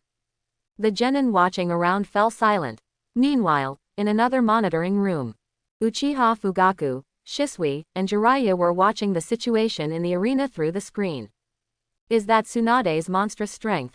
Jiraiya showed a surprised expression. That's definitely Tsunade's monstrous strength. The latter half of the sentence became a statement. Because his body was marked by the monstrous strength. How did she acquire it?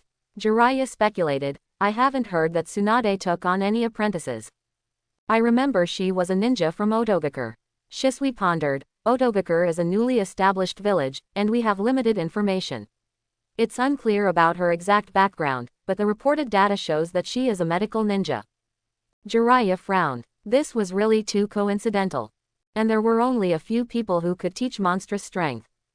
Besides Tsunade, there was only him and Orochimaru. Back to the exam arena. Kankuro looked furious as he pulled back the black cloth behind him, revealing a puppet with 3 eyes and 4 arms. Then, at an extremely fast speed, he charged towards Shangolin. So, you're a puppeteer. Shangolin muttered to herself, then saw the puppet crow open its mouth and spray a small range of thin needles. The needles had a green luster, undoubtedly poisonous. Without hesitation, Shangolin bypassed the puppet and kicked it in the head.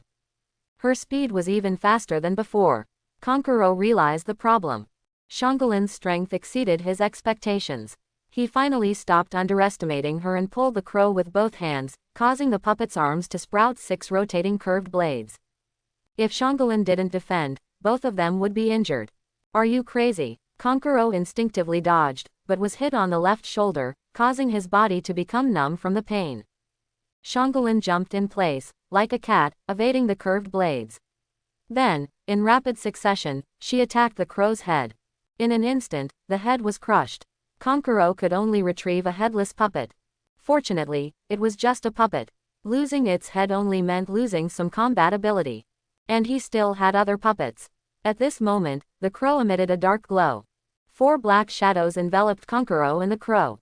Shangolin leisurely took out a kunai and pressed it against his neck, saying, just surrender.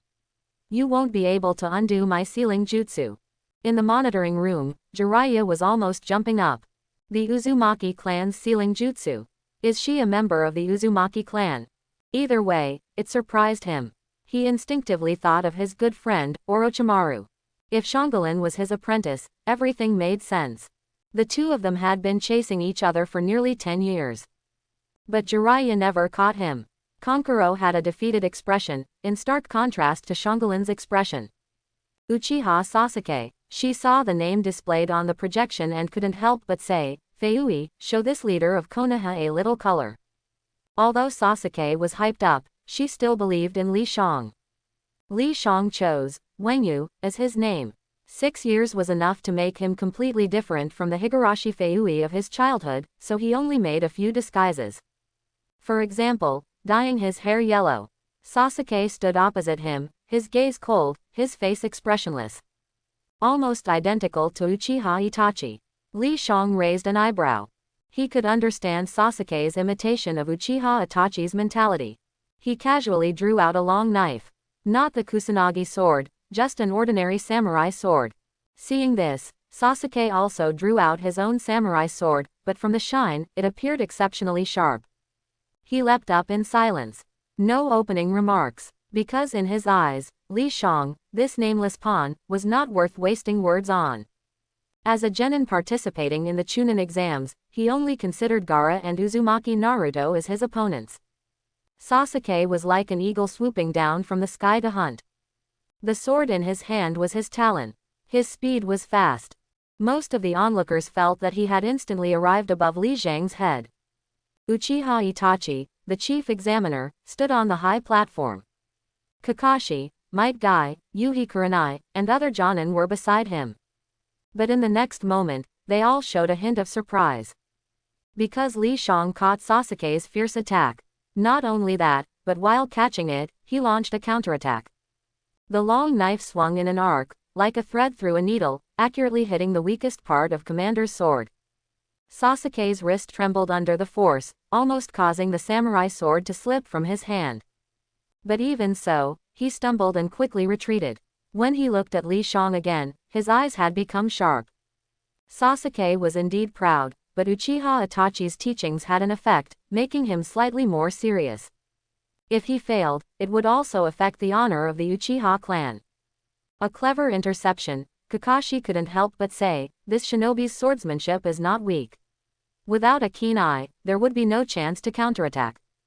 Uchiha Itachi nodded slightly and said, I hope Sasuke doesn't underestimate his opponent. No need to worry about that. Kakashi had confidence in Sasuke and said, there are almost no genin who can surpass him. Li Shang raised the long knife, looked at Sasuke, and smiled. In the next moment, an invisible pressure spread. Bloody, cold, and filled with unimaginable killing intent. Sasuke's body stiffened in an instant, revealing a horrified expression. Because unlike in the original story, where they had Zabuza and Orochimaru as training, their Team 7 had never encountered a truly powerful ninja with killing intent. Li Shang had experienced life and death in the ninja world and had simulated it many times, so having a strong killing intent was no problem for him. Oh, Kakashi sensed the change in the arena and couldn't help but ask, what's going on with this guy? It's hard to possess this kind of killing intent without experiencing the battlefield, Yuhi Kurenai said, her beautiful face showing surprise. Uchiha Itachi frowned but didn't say anything. Because Li Shang had already started his attack. The long knife in his hand moved like a ghost, making deadly slashes. But just as it was about to hit, Sasuke broke free from the influence of the killing intent and rolled on the ground in a very embarrassed manner. Li Shang was slightly surprised. He kicked directly. Sasuke immediately flew several meters like a cannonball. Just as he landed, he leapt up again. His eyes spun rapidly, a bloody red, with only the clear sight of the black three-hook jade. Compared to the original story, his strength had undoubtedly improved too much. After all, he was one of the main characters, with good talent and 3 great mentors, Uchiha Fugaku, Shisui, and Itachi. Naturally, he was more professional than Kakashi, who was only half an Uchiha. The only thing he lacked now was experience. You are qualified to see the Sharingan. Sasuke patted the dust off his body and calmly spoke. It seemed that the disadvantage just now was just an illusion. At this moment, the cheerleaders outside the arena, Naruto, Sakura, Ino, and others, shouted in unison, encouraging them. Making Li Shang feel like the antagonist. Sasuke placed his left hand on his mouth, the temperature rose, and flames formed into a great fireball. Li Shang raised his hand and retaliated with a water ball. Water clashes with fire. In the moment when the mist rises, Sasuke throws down his samurai sword and starts running. The piercing sound of birds chirping fills the air. When Sasuke sees that Li Shang is a water attribute ninja, he hesitates for no moment and uses lightning-style Chidori. A deep blue figure flickering with lightning strikes Li Shang like a bullet. Water clone. Sasuke immediately turns around and sees two streams of water descending from the sky. 4 black crows fly away. His body also disappears without a trace. The water rushes to the ground, causing a significant wave. Li Shang shakes his head involuntarily. He feels like he's fighting Uchiha Itachi, not Sasuke. Imitation is easy, but being completely the same is impossible. The essence of Uchiha Itachi lies in his talent for combat, especially his mastery of genjutsu. Sasuke's character cannot achieve such profound calculations, he prefers brute force. From the original work, it can be seen that he rarely uses genjutsu. If we have to say, Uchiha Itachi is actually the atypical Uchiha. After all, Uchiha Madara and Uchiha Obito also don't use genjutsu much. Li Shang forms hand seals, and immediately a wall of water rises in front of him. Sasuke's body becomes visible. His samurai sword is stuck in the water wall. At this moment, he realizes his lack of experience. Just Li Shang using water barrier to locate and stop him is not something a genin can do. Thinking of this, Sasuke forms hand seals. In the instant the water barrier dissipates, his gaze meets Li Zhang's. Genjutsu unknown fire. Li Shang is slightly startled and feels fire under his feet. He immediately understands his current state. But instead of panicking, he turns the tables and lets out a scream. Seeing this, Sasuke's face reveals a triumphant smile. No one can escape the genjutsu of the Sharingan. He picks up his samurai sword and aims it at Li Shang. Just then, he feels a heavy blow to the back of his head. A loud thud. Good sound, indeed. A faint smile appears on Li Zhang's lips as he whispers in Sasuke's ear, "You still have a long way to go." Sasuke can't help but widen his eyes. This sentence sounds too familiar. But the next moment, he falls into unconsciousness. Uchiha Itachi flashes and catches Sasuke's body. The onlookers also react. Sasuke. Naruto jumps down while shouting. Li Shang sounds like a Chinese homonym for gay. He's fine. Seeing that Uchiha Itachi keeps staring at him, Li Shang shrugs and says, "He's not injured, just knocked out." Naruto, take him away, don't interfere with the exam. Uchiha Itachi withdraws his gaze, now is not the time for investigation. The exam continues. Li Shang always feels like there are a bunch of eyes subtly prying on him. Especially from the direction of Uchiha Itachi. Little does he know that in the monitoring room, Uchiha Fugaku and Shisui are already investigating his information. The upcoming matches are not interesting. It's like weak chickens pecking at each other. When it's Kimimura's turn, he goes up, resolves the situation with one move, and steps down. No more than 10 seconds in total. Finally, the arranged match between Li Shang and Gaara takes place. Gaara and Uzumaki Naruto. Orochimaru quietly places his hands on White Zetsu. Gaara goes berserk, and the plan begins. And his opponent is the Nine-Tails Jinchuriki, who is bound to go berserk. Orochimaru knows the information about Uzumaki Naruto, which Li Shang told him. Actually, it's quite simple to determine whether someone is the Nine-Tails Jinchuriki, just look at the seals on their body. Li Shang has studied sealing jutsu. Orochimaru doesn't doubt it because he knows that the Jinchuriki of Konoha definitely uses the sealing jutsu of the Uzumaki clan. The battle between Uzumaki Naruto and Gaara was destined to be special. Apart from both being Jinchuriki, their childhood experiences were very similar. At the beginning of the fight, both of them seemed evenly matched. Gaara possessed what was known as absolute defense, where the sand formed by his mother would automatically protect him. Ordinary ninjutsu couldn't harm him at all. But Uzumaki Naruto was not an ordinary genin. He was Minato's son, inheriting his talent for combat. With Jiraiya's guidance, he quickly discovered Gaara's weaknesses. Because of his absolute defense, Gaara lacked battle experience and was not fast enough. Uzumaki Naruto successfully injured him using the Shadow Clone technique and Rasengan. As blood dripped, Shukaku finally awakened. A giant sand claw swatted Uzumaki Naruto away. At this moment, Kurama inside him also spoke up. Due to Li Zhang's influence, Uzumaki Naruto had encountered the tailed beast inside him earlier than in the original story. Facing such an attack, he activated his partial tailed beast transformation. A dark red cloak enveloped him, and a tail immediately sprouted. Uzumaki Naruto, as the protagonist, understood the source of Gaara's hatred and empathized with him, fighting and using his mouth at the same time. Chaos ensued. Uchiha Itachi didn't hesitate to order, "Disperse the genin. Do we need to pause the match?" Kakashi didn't expect Gaara to be a Jinchuriki. But he also knew that battles between tailed beasts could be quite destructive. "No need." Uchiha Itachi waved his hand and said, "Gaara is no match for Naruto. Even if Shukaku goes berserk, it's impossible for him to defeat the Nine Tails Jinchuriki outside of the desert." Kakashi nodded. He and Guy immediately took action. In fact, most of the genin were much less courageous than they had imagined. After realizing the identities of the two fighters, they started running away. Losing their lives just to watch a spectacle was not worth it. In the end, only Uzumaki Naruto, who was still using his mouth jutsu on Gaara, remained inside the tower. Because of the 9 years of compulsory education, the arguments he made were much more convincing than in the original story. Of course, the premise was that he was still overpowering Gaara. Uchiha Itachi didn't stop him. He thought of Uchiha Madara. The two of them were somewhat similar. At this moment, he noticed the confrontation in the corner. All the genin had left the tower according to the order, except for 2 ninja teams. Orochimaru and 2 white Zetsu. Li Shang, Kimimaro, and Kaoru.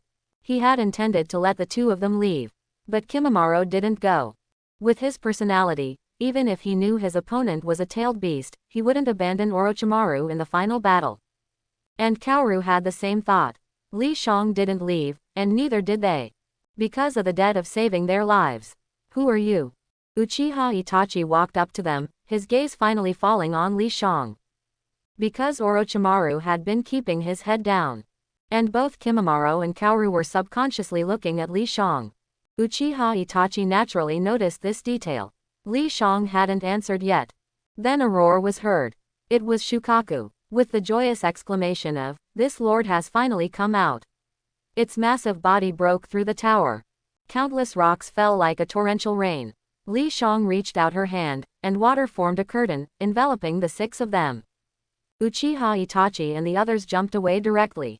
At this moment, screams rang out. It was the white Zetsu. "What's going on?" Guy, wearing a shiny green bodysuit, dodged the falling rocks, making exaggerated movements as if performing acrobatics. Uchiha Itachi furrowed his brow. He didn't understand either. White Zetsu's bandages quickly fell off, revealing the appearance of Senju Tobarama and the 3rd Cage. Among the Konoha shinobi present, there was not a single one who didn't look at the statue of the Hokage on the rock when they had nothing else to do, so they immediately recognized the 2nd Hokage. They all showed expressions of shock. Swish, swish, swish. Uchiha Fugaku, Jiraiya, and Shisui appeared. Especially Jiraiya, who landed and looked at Orochimaru, asking, "Is it you?" Orochimaru, "Besides you, how could anyone else use a forbidden technique like impure world reincarnation?" Since he was recognized, Orochimaru no longer pretended and confessed, saying, "It's me." Immediately, he clapped his hands and Senju Hashirama appeared before him. Jiraiya quickly explained the impure world reincarnation. As expected, all the Jonin present were filled with anger. No one would like to play with the technique of manipulating the dead. And it was the 2 most respected Hokage of Konoha. "Orochimaru, what do you want?" Uchiha Fugaku asked coldly. "Don't you see it?" Orochimaru retorted, but he had some doubts in his heart. Why did Uchiha Fugaku, Shisui, and Jiraiya arrive so quickly? It was as if they had been waiting for him. But when the arrow is on the string, there is no turning back. Orochimaru directly erased the consciousness of the 3 shadows, and countless giant trees sprouted from the ground. Li Zhang's body shook as he quickly retreated. "It's wood style. Everyone, be careful," Jiraiya warned loudly. The vines grew rapidly, like thick tentacles, entwining and destroying the tower. In the end, a forest appeared. Shisui was the first to activate Susanoo. A terrifying oppressive feeling spread in all directions. A green skeleton warrior appeared. Excited and fearful, Orochimaru licked his lips and said, "You also have these eyes." And they were so powerful. When he was somewhat worried, a wooden dragon larger than Susanoo suddenly rushed into the sky, tightly trapping Shisui. Senju Hashirama, so terrifying. Orochimaru suddenly realized that the legendary stories were not wrong. Senju Hashirama did defeat Uchiha Madara with wood style. There was no doubt that Uchiha Madara also had the Mangekyo Sharingan.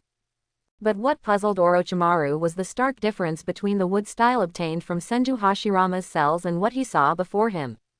What was missing in between? Senju Hashirama's strength also shocked Uchiha Itachi and others.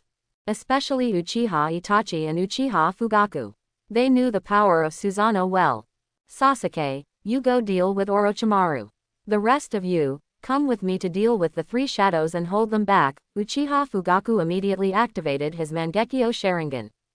After so many years, this was the first time he had used it in front of others. Jiraiya hesitated for a moment but still obeyed the Hokage's command. Uchiha Fugaku's allocation was reasonable. Uchiha Itachi had fought Orochimaru before and could quickly deal with him. By then, the impure world reincarnation would naturally be broken. But it wouldn't be easy to hold back Senju Hashirama, Senju Tobirama, and the third Kazekage. Orochimaru's body trembled. 3 pairs. There were actually 3 pairs. He felt extremely fortunate to have used the impure world reincarnation and brought White Zetsu to restore Senju Hashirama to his peak. Otherwise, he would definitely be a dead snake right now. "Uchiha Itachi, can you tell me what these eyes are called?" Orochimaru asked calmly, with his hands behind his back. "You're not qualified to know." Uchiha Itachi instantly activated his Mangekyo Sharingan and without hesitation, used a genjutsu. Magical art. Prison collar technique. But it was useless. Orochimaru's body burst open, and a white snake sage suddenly appeared. When White Snake Sage appeared, it meant that Orochimaru was serious. But it was also a helpless move. His human body couldn't withstand Uchiha Itachi's genjutsu, but his true form could. Genjutsu was mostly cast through the eyes. And snake eyes were different from human eyes. Orochimaru could completely ignore Uchiha Itachi's genjutsu. But what he didn't expect was the power of Susanoo. Just like how he was unaware of Senju Hashirama's peak. At this moment, he finally understood what it meant to be a top-tier shinobi in the ninja world. The red chakra soared into the sky like flames. The colossal skeletal warrior held the Yata mirror in its left hand and the 10-fist sword in its right hand. Orochimaru felt the pressure and the danger. He saw the scales on his body transform into white snakes, rushing towards Uchiha Itachi like a school of flying fish. Uchiha Itachi remained expressionless as he swung the 10-fist sword, causing a pile of snake heads to roll. Blood splattered everywhere. The densely packed white snakes continued to advance. Orochimaru stared intently at Uchiha Itachi. Susanoo was huge, so its speed was definitely not as fast. He was betting on Uchiha Itachi's sword. However, he completely miscalculated. Uchiha Itachi wielded the 10-fist sword, but his speed was unaffected. Such a fast sword. Such a ruthless sword. Not a single white snake could get close to his true body. At this moment, a white figure rushed towards Uchiha Itachi. Orochimaru's gaze flickered. It was Kimimaro. Only then did he remember that he was not alone and hastily said, "Himawari, summon the myriad snakes." Li Shang, who was watching the show, raised an eyebrow. But he didn't refuse. He formed hand seals, accompanied by a burst of smoke, and the massive bodies of the myriad snakes appeared. Immediately, eye markings appeared on his own face, activating Sage Mode. He instantly appeared behind Kimimaro and knocked him out with a Sage Jutsu, superhuman strength. Obviously, no one had anticipated such a change. Kimimaro shouldn't have been defeated so easily. But Li Shang was the person Orochimaru trusted the most besides himself, so he only thought that he had come to help, not to punch him. "Himawari, what are you doing?" Orochimaru was rarely shocked. Uchiha Itachi, however, didn't stop his actions and continued his merciless attacks. The 10-fist sword pierced through the myriad snakes, pinning them to the ground. Blood sprayed in all directions like a fountain. The myriad snakes struggled desperately, emitting painful cries. Without any hesitation, they chose to follow their instincts and quickly escape. But even if they returned to Ruchi Cave with such injuries, it would be difficult to heal. What's the situation now? Karen took over the unconscious Kimimaro and asked, who should I help?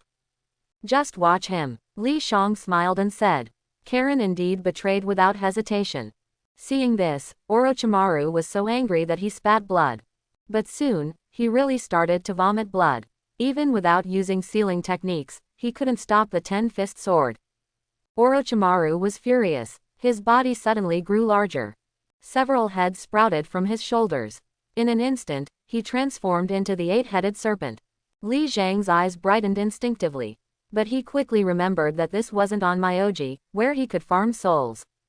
From 1 head to 8 heads, Orochimaru's power greatly increased. However, it was useless. Uchiha Itachi only felt that the only change was that he had slashed 8 more times. At this moment, he hesitated whether to seal Orochimaru or capture him alive. Because Orochimaru was a member of Akatsuki and must have a lot of information. Thinking of this, Uchiha Itachi made a decision to beat Orochimaru half to death first. Li Shang couldn't bear to look. It perfectly confirmed a saying. Stop, Orochimaru, there are 10-fist swords everywhere. A few minutes later, Orochimaru finally couldn't hold on and fell unconscious. His gigantic body returned to its human form. Uchiha Itachi dispelled Susanoo and frowned. The impure world reincarnation hadn't been released yet. Did he have to kill Orochimaru? To release the impure world reincarnation, it must be undone by the caster themselves. Even if you kill him, it won't work. Li Zhang's voice sounded, as if his thoughts had been seen through. This feeling was terrible. Uchiha Itachi's eyes narrowed and he asked, who are you exactly? Li Shang raised his right hand and put on a finger guard. In Uchiha Itachi's shocked, joyful, and complicated expression, he spoke, we possess a fiery will, a resolute belief like iron armor. We protect the peace of Konoha, the future of the world. We act on behalf of heaven, and we never close our eyes. Only 3 people knew this phrase. In that narrow house, the kitchen was ablaze, and 3 young people, filled with passion, wanted to change the world with their own will. Uchiha Itachi took a deep breath, wanting to say something but hesitated. You. What's wrong, Itachi? Don't you welcome me back? Li Shang smiled and asked. No, Uchiha Itachi quickly replied. I just didn't know what to say at the moment. Then let's save people first. Li Shang crouched down, his hands emitting a green light. They had to wake up Orochimaru first, then have Uchiha Itachi take control, and finally release the impure world reincarnation. Seeing this, Uchiha Itachi understood Li Zhang's thoughts without explanation. He activated his Mangekyo Sharingan. Orochimaru woke up, his face pale. Even though he received treatment, it was only temporary. Why? His first words were a question to Li Shang. I'm sorry, I was an undercover agent. Li Shang sighed. Orochimaru had treated him well, but that was it. This guy had done too many evil deeds and was too dangerous. He had to be locked up. Uchiha Itachi immediately glared at him, and Orochimaru was forced to perform hand seals. After losing control, Senju Hashirama, Senju Tobarama, and the 3rd Kage's souls ascended to the Pure Land. Shisui and the others immediately surrounded Li Shang and his group. Xiang Lin took a step back in fear. She had witnessed their strength. At this moment, she felt like a little white rabbit being surrounded by a group of lions. Pitiful and helpless, Li Shang patted her shoulder and said, we are all on the same side, no need to be afraid. And Xiang Lin would be treated well in Konoha. Even if Sarutobi Hiruzen and Shimura Danzo were still around, they wouldn't miss a chance to have an Uzumaki as a clan member. But unfortunately, all that remained of them were their voices and smiles. But don't you need to give us an explanation? After Uchiha Itachi finished speaking, Shisui asked softly. That feeling was like that of an abandoned woman. Li Shang shivered, took a step back, and said, it's obvious.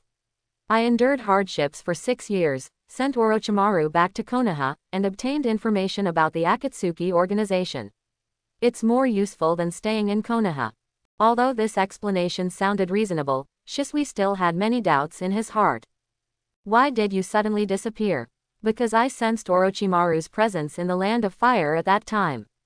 Without time to explain, I followed him directly. Li Shang paused and said, let's go back to Konoha first. We can talk about the rest later. Well said. Uchiha Fugaku began his duties as Hokage. First, he had Uchiha Itachi take care of Shuhei and inform Tsunagaku of the truth. Then he had Kakashi inform the genin participating in the exam to pause for a day and continue tomorrow. Finally, he led Li Shang and the others back to the Hokage's office. The simulation of this world has reached the highest evaluation. The handling of the Konoha collapse plan event is complete. You can choose to return by suicide or return freely, but the evaluation and rewards cannot be increased.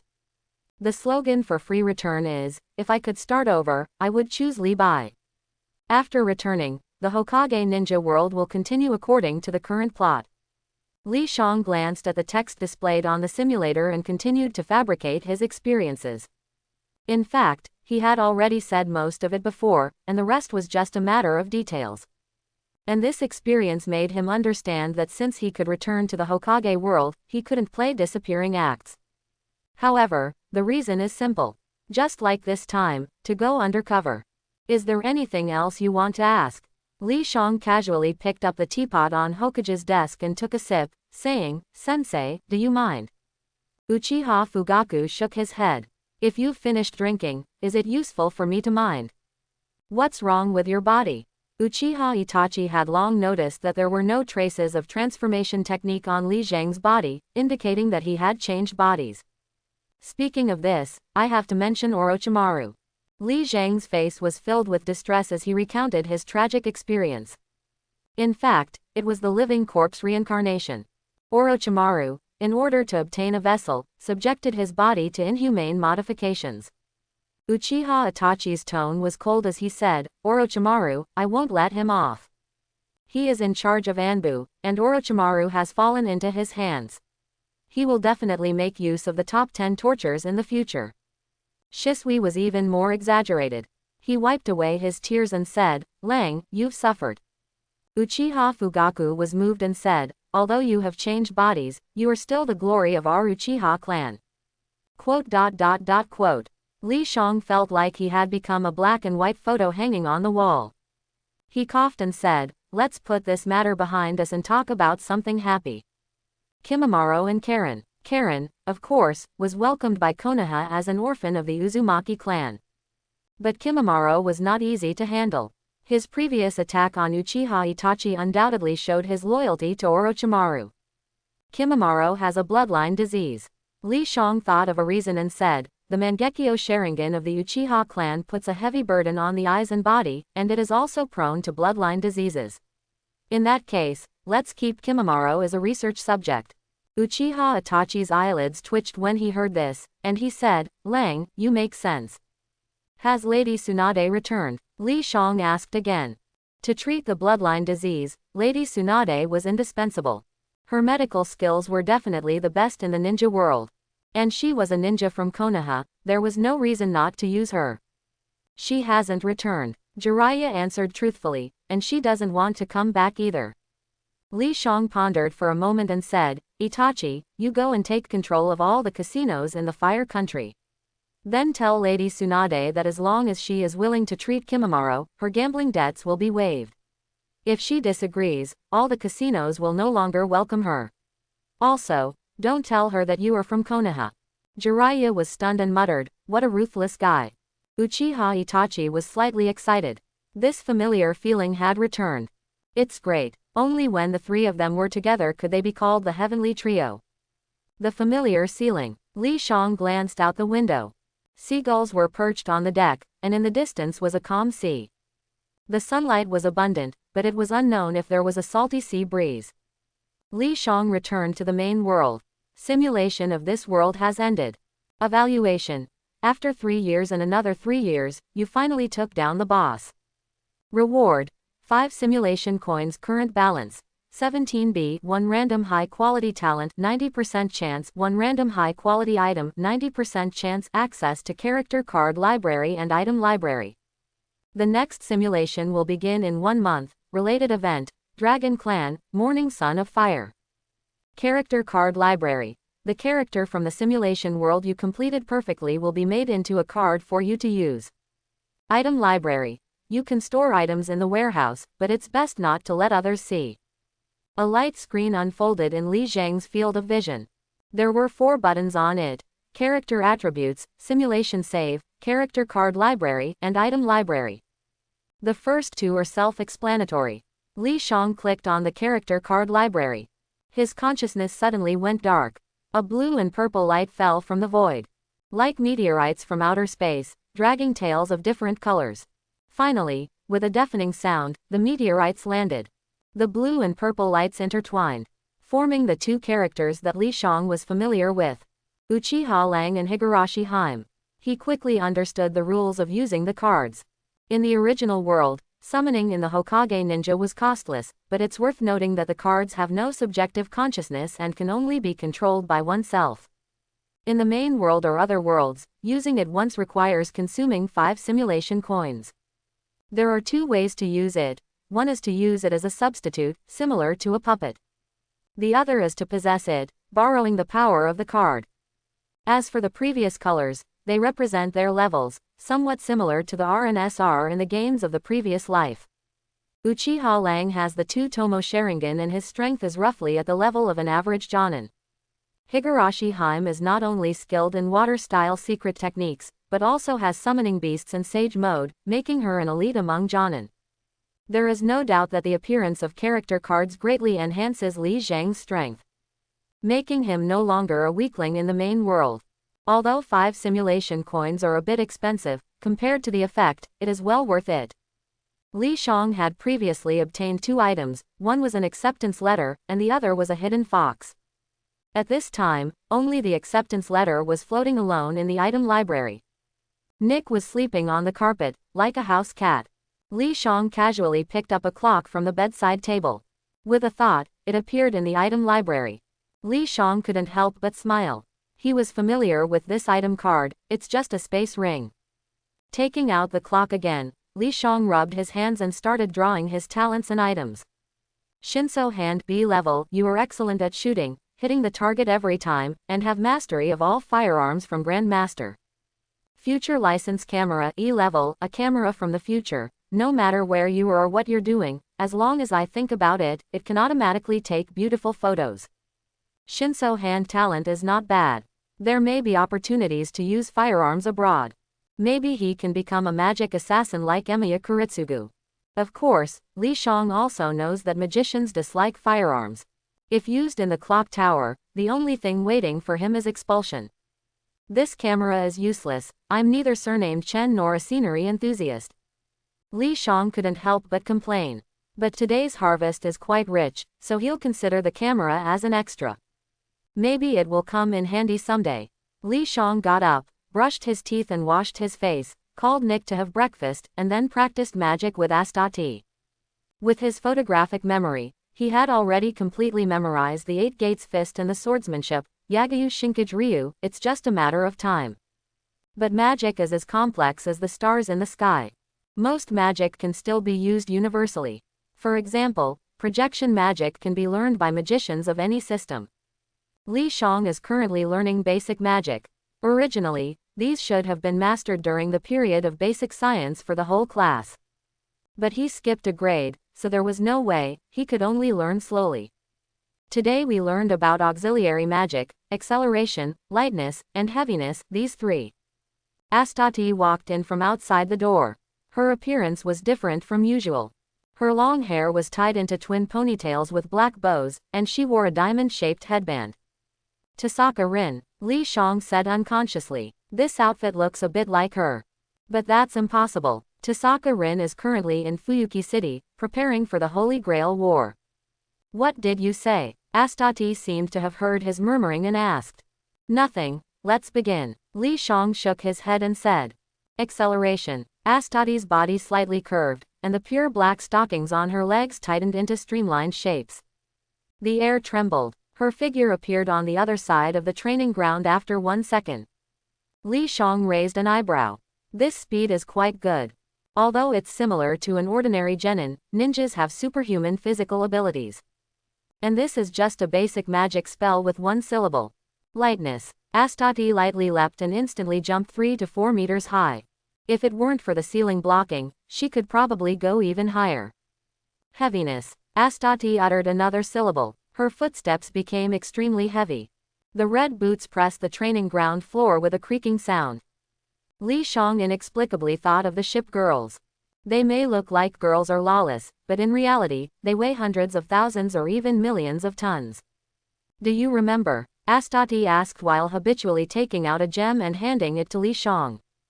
No problem. Li Shang naturally put away the gem and said. Tomorrow we will arrive at London port.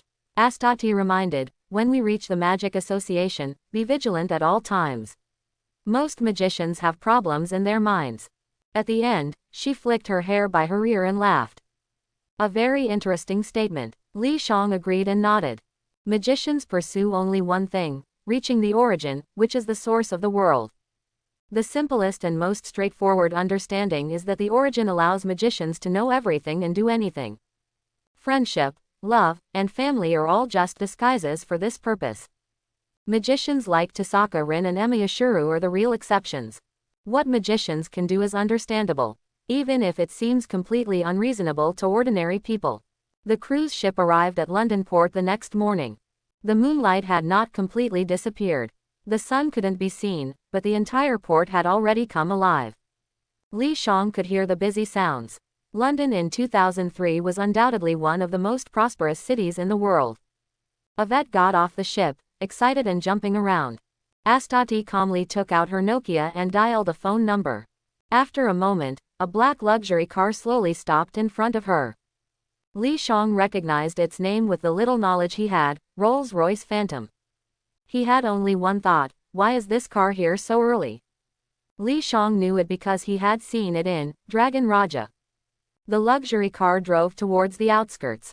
Outside the window was a hazy weather, as if shrouded in smoke and sand. After passing the famous London Bridge, Li Shang saw the clock tower in the distance. It stood by the Thames River, with clock faces on all four sides. At this moment, it was pointing to 7 o'clock. The clock tower is similar in style to Big Ben, a typical English architecture. It is the first academic building of the entire Foundation science. In addition, the surrounding buildings also belong to the clock tower. The style is elegant, presenting a white overall appearance.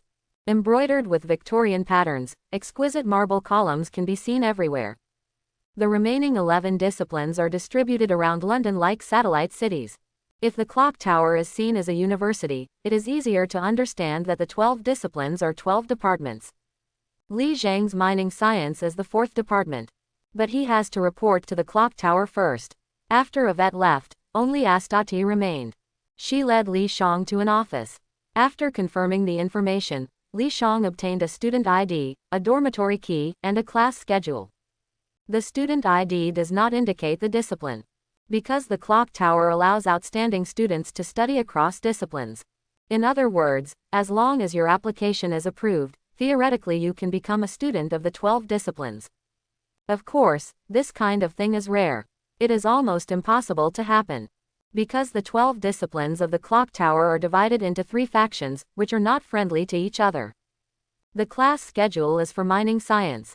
Li Shang looked at it and felt a headache. What is Fundamentals of Mining, Introduction to Vein Environmental Properties, Optical Mineralogy, Introduction to Gemstone Magic, and so on. Next, let's go meet the teacher. Astati sat in the driver's seat and said, buckle up.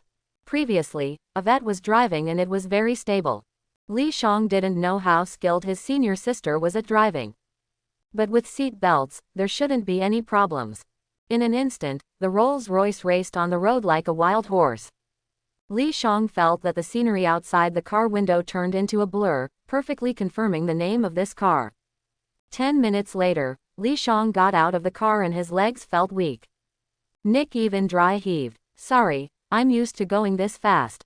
Astati glanced at him with golden eyes and said, I thought we were on a spaceship. What kind of spaceship is that? Flying a plane. Li Shang waved his hand and said, it's okay. He looked around. The first impression was that the greenery was well done. There were plants everywhere. It even affected the aesthetics of the buildings. As this mining science, Li Shang felt that the style was far from what he had imagined. This is botany, Astati explained. Our teacher is a professor of botany and also teaches in mining science. Li Shang was stunned. Botany, another flower magician, he seemed to have guessed who it was. On both sides of the wide avenue were numerous academic buildings. In the depths, they turned into various mansions. It should be the dormitory area. Astati stopped in front of an iron gate. Li Shang looked inside and saw a 3-story pavilion covering an area of 200 square meters in the garden. This style is obviously not European, but Chinese. Astati took out the key and opened the iron gate, reminding him, "Don't step on the flowers in the courtyard, otherwise the teacher will be very angry." Nick came back to his senses and started his old profession again. "Let me see what precious flower it is." It turns out to be eumarin. It is an annual herbaceous plant of the Papaveraceae family.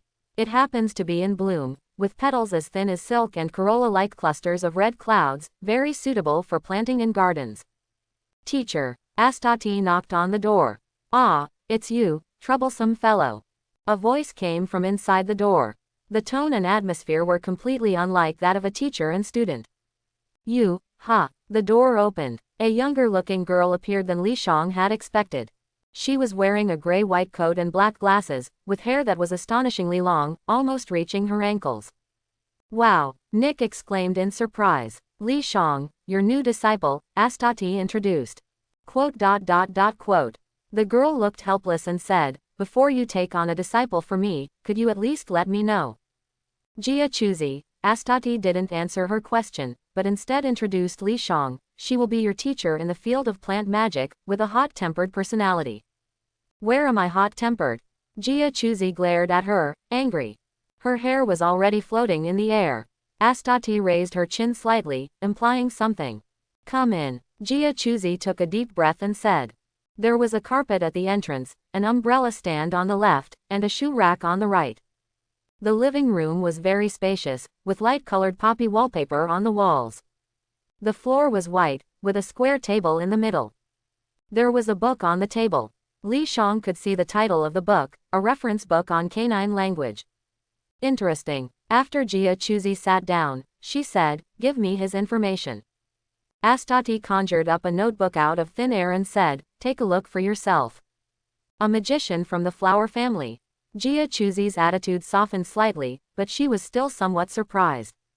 According to the rules, magicians from the flower family wouldn't join the magic association, but rather the spiral hall or the mountain court. She glanced at the calm Astati and said to Li Shang, "Since it's already done, you can be my third disciple." "Okay." Li Shang nodded in response. Although he felt that Jia Chuzi's words were somewhat forced, becoming her disciple would still have its benefits. At least he would have a clear understanding of Chaldea's movements. Jia Chuzi, also known as Yu. In FGO, she was a candidate master of Chaldea, summoning consort Yu, although she preferred to have Shang Yu as her servant. But unfortunately, Shang Yu was too powerful. "You joined the mineral science department, so you will learn magic first. When the time is right, I will teach you some other things." Jia Chuzi waved her hand and said, "Wait outside, I want to have a private chat with your senior sister." Li Shang was slightly startled, but still obeyed her orders. "Here." Jia Chuzi threw a colorful octagonal crystal at Astati and said irritably, "I had to run errands just to pick up Li Shang. You have no conscience."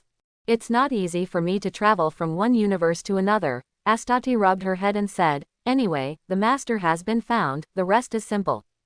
"Are you really sure he is your master?" Jia Chuzi slapped away her mischievous right hand and asked. "No matter which time or space, no matter what identity, he is the only one qualified to summon all the heroic spirits as a master." Astati smiled, got up and said, "I'll go settle him."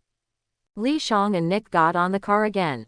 After a long and bumpy ride, they arrived at a classical castle-like villa. "The dormitory at the clock tower isn't great, but my house is big, so you can stay here," Astati explained, "and it's very safe. You should know the intentions of the prayer society towards you, right?" Li Shang raised an eyebrow.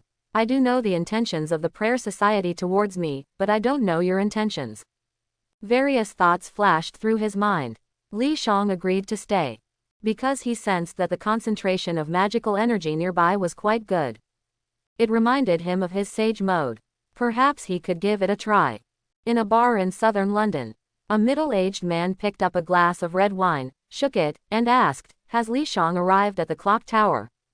"He arrived this morning." The person who answered was a young man with blonde hair and blue eyes, with a high nose bridge. "But Astati has been with him the whole time, and we haven't found an opportunity." Astati. A trace of fear flashed in the middle-aged man's eyes. He took a sip of wine, placed the glass on the table, and said, "With her around, failure is normal. With her abilities, she might have already discovered our praying god society. What should we do then?" The young man seemed panicked. "Don't worry, how did the previous attempt go? How strong is Li Shang?" The middle-aged man waved his hand and asked. "Average. I haven't seen him use magic, but he's agile and knows some swordsmanship."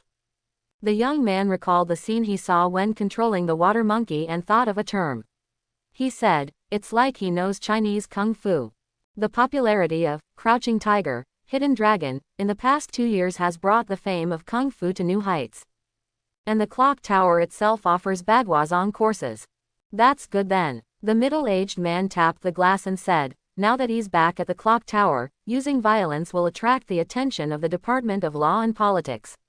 We need to find another way." The Department of Law and Politics is the hidden 13th discipline of the clock tower, also known as the Bureau of First Principles. As the name suggests, they represent the laws and politics of magicians and operate and manage the clock tower. Wherever there are interests, disputes, and battles, they exist. Any magician who wants to cause trouble will choose to bypass them. After a moment of contemplation, the middle-aged man smiled and said, "It's best to let the Department of Law and Politics handle internal matters at the clock tower. I remember there's a captain of the Department of Law and Politics enforcement team in our society. Perhaps they can solve our troubles in a reasonable and legitimate way." "Brilliant." The young man also smiled and said, "Li Shang has just joined the clock tower and hasn't even obtained the rank of magician. He won't attract the attention of the higher-ups in the Department of Law and Politics. And even Astati can't openly obstruct the Department of Law and Politics." A woman in a red dress walked into the bar and quickly approached them. "Lucia, I always feel like you bring bad news." The middle-aged man rubbed his forehead and said, "Your astrology has improved a lot." Lucia responded with a smile. But it seemed a bit forced. "This isn't astrology, it's psychology. I can tell that you're not in a good mood. So, what is it?" "The blood-stained Bodhi leaves have caught the attention of Orenji Asaki, and we have to give up." The crowned puppeteer, huh? The middle-aged man nodded in understanding and said, "Giving up is the wise choice." The crowned puppeteer is the highest rank of magician. Even the 12 lords have not reached that level. Not to mention that Orenji Asaki has a sister who can use magic. So we need to find another way to obtain the dragon's blood in order to activate the ritual. Lucia looked at the middle-aged man with anticipation and asked, "Can you use astrology?" The blood-stained Bodhi leaves are recorded in the Song of Nibelungen. After the hero Siegfried killed the dragon Fafnir with the holy sword, he bathed in the dragon's blood and gained an almost indestructible body. But because his back was blocked by a Bodhi leaf, it left behind the only weakness. The Praying God Society is not interested in Siegfried's relics, they are interested in the dragon's blood on the Bodhi leaf. Astrology is not omnipotent. The middle-aged man finished speaking and fell into silence. He glanced at the palm of his right hand, which was full of foul-smelling ulcers. Because of divining Li Zhang's situation, he suffered a backlash. The Praying God Society has been established for over 100 years. There are many astrologers like him who use astrology to pry into secret rituals. But they have never received a response when it comes to the gods. It wasn't until a few months ago that the middle-aged man obtained information about Li Shang from a ritual. There is only one way to obtain dragon blood in a short period of time. The middle-aged man lowered his head and said, "The Bureau of Secret Cadaver Dissection." On the other side, Li Shang made the same gesture. Because his attempt at sage mode had failed. Although the magical concentration in the Astati castle was high, it was far from reaching the level of true ether. In this mysteriously weakened era, it was almost impossible for magicians to find true ether. Unless they were familiar with the type moon. Coincidentally, Li Shang knew that there was a divine relic of the Shindai underground in the clock tower. Perhaps it was even the largest relic in the entire world. The tomb of a dragon over 2 kilometers long. The Spirit Tomb Albion. Managed by the Bureau of Secret Cadaver Dissection in the Clock Tower. That relic was filled with a large amount of true ether, and there were still many fantasy species surviving. But only those with special permission and members of the Bureau of Secret Cadaver Dissection could freely enter and exit. Once others entered, they could never return. But he was just lingering at the entrance, not intending to go in and take anything. In terms of difficulty, it seemed feasible. Li Shang no longer experimented with sage mode. The next morning, he was awakened by Astati. After having breakfast, they arrived at the academy city where the mineral science department was located. Because Li Zhang's foundation was too weak, he was not in the same classroom as Astati. Teacher Cashew. Li Shang met the teacher in charge of his classroom in the office, similar to a homeroom teacher. The clock tower did not have grade levels, but it had different classrooms. For example, the famous Elmero classroom. Because the person in charge was Sovereign Elmero II, it was particularly popular. Generally, the sovereign would not teach. I didn't expect you to choose my classroom, but I believe you won't be disappointed. After looking through his information, Cashew showed a warm smile. Special admissions usually meant that Li Shang had a good family background or exceptional talent. Either way, it was a good deal for him. Cashew led him to the classroom. After a simple self-introduction, Li Shang walked towards the back of the tiered classroom. "Hey, come sit here." A young man in a blue suit and vest waved at him.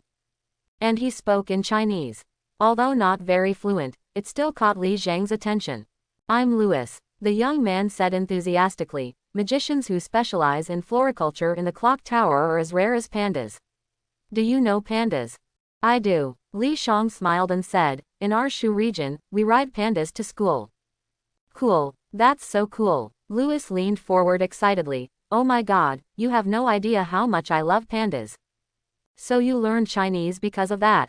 "No, it's because I was a student in the archaeology department before." Louis complained, "You have no idea how archaeology requires us to know at least the Grandmaster Fifth Gate International language. For me, it's like forcing a cat to learn dog language." I couldn't stand it, so I applied to transfer to the mineral science department. Li Shang twitched the corner of his mouth and agreed, "It's indeed painful." He remembered the misery of learning English. If it weren't for his later gift of photographic memory, he would probably have had a hard time getting around in London. Li Shang and Louis had a pleasant conversation. He was a very talkative Frenchman. Just his name was a bit unfortunate. Their chat promptly stopped when Kashiwagi stepped onto the podium. Today's class was about mythological history. As magicians, we cannot simply regard myths as myths, because we understand that the gods once existed, and myths are their records. Kashiwagi's voice echoed clearly in the corner of the classroom. Comparable to the teachers in high school who wore little bees around their waists. The significance of studying myths lies in finding the traces they left behind. After a pause, Kashiwagi said, "If one day you make a discovery, promptly contact the teachers in the mineral science department, and you will receive unimaginable rewards." The more Li Shang listened, the more he felt something was off. Isn't this just grave robbing? It's just that the objects are gods. But are you sure it won't attract their attention? Li Shang remembered that in the world of fate, some of the gods returned to nature, while others were still alive. But they were no longer in this dying world, but in a higher dimensional seat of the gods. Coming back was impossible, but affecting the throne of heroes and creating a servant doppelganger was quite simple. Who knows, maybe the Holy Grail wars will become more frequent one day. Just like the timeline in Fate Apocrypha. Li Shang suddenly thought of the Prayer God Society. Most of them came from the Department of Spirit Descent. Summoning servants was not unfamiliar to them. Could it be that the Prayer God Society wanted to summon a doppelganger of a god? And he himself was the vessel for their descent. After class, Li Shang bid farewell to Louis and met Astati at the entrance of the academic building. She was on the phone, saying, "Useless people have no value." "No, I'm just increasing your sense of tension." Li Shang listened to 2 sentences and felt that she was different from her usual self. She seemed colder. "How is it?" Astati put away nose arc and asked. "Not bad." Li Shang remembered something and asked, "Senior, is there a shooting club nearby?" "You want to learn shooting?" Astati was somewhat surprised. You should know that magicians detest firearms, right? I know. In the textbook Astati gave Li Shang for the basic sciences, this taboo was mentioned. Magicians considered themselves nobles, and they were all old-fashioned. They didn't accept anything modern, such as machinery, mobile phones, computers, and so on. Only a few younger generation magicians were not so resistant. I want to use it for self-defense. Li Shang stated his reason. Inside the clock tower, there's no need to worry, but outside, having a gun would be safer. Anyone who had witnessed Emiya Kuritsugu's performance as a time traveler would not disdain firearms. After all, he killed a monarch. Poor Kenneth. Times have changed, my friend. Mysterious decline coincides with the rise of technology. But Li Shang also understood the attitude of the Mage Association. Until he became strong enough, he could only secretly play with guns under the covers. Follow me. Astati quickly sat in the driver's seat of the Rolls-Royce. Li Shang nodded. They soon arrived at a shooting club called Black Rose. After some communication between Li Shang and the owner, he obtained an automatic pistol. In Britain, it is commonly known as the Browning M1935 high-powered pistol. Li Shang remembers that in Detective Conan, the favorite gun of the Black Organization member Vodka is this one. He grips the handgun. A strong sense of familiarity washes over him. It's as if he has touched it a million times before. The boss is preparing to explain the basic techniques, but he sees Li Shang aiming at a target 10 meters away and firing. He quickly empties 13 bullets. Oh, incredible. They all hit the bullseye. The boss can't help but give a thumbs up and says, with your skill, there's no need for you to practice here. Astati also glances at him. What? I'm pretty accurate. Li Shang timely reveals a surprised expression and says, it seems like I have some talent. Afterward, with Astati paying, he buys this automatic handgun. Life goes on peacefully. Li Shang spends a very fulfilling academic life at the Mineral Science Department. He also gets to know some classmates. But most of the relationships are superficial. Li Shang, are you interested in joining a club? After class, Louis says, the club recruitment event will be held soon because, apart from special admissions and transfer students like you, all the students in the basic sciences will officially graduate and choose to join one of the remaining 11 disciplines. Why not recruit them after they enter the clock tower? Because many clubs are exclusive to certain disciplines and do not accept students from other disciplines.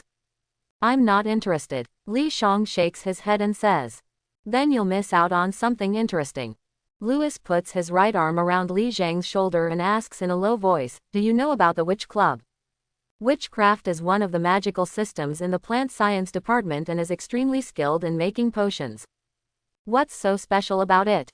Li Shang doesn't understand.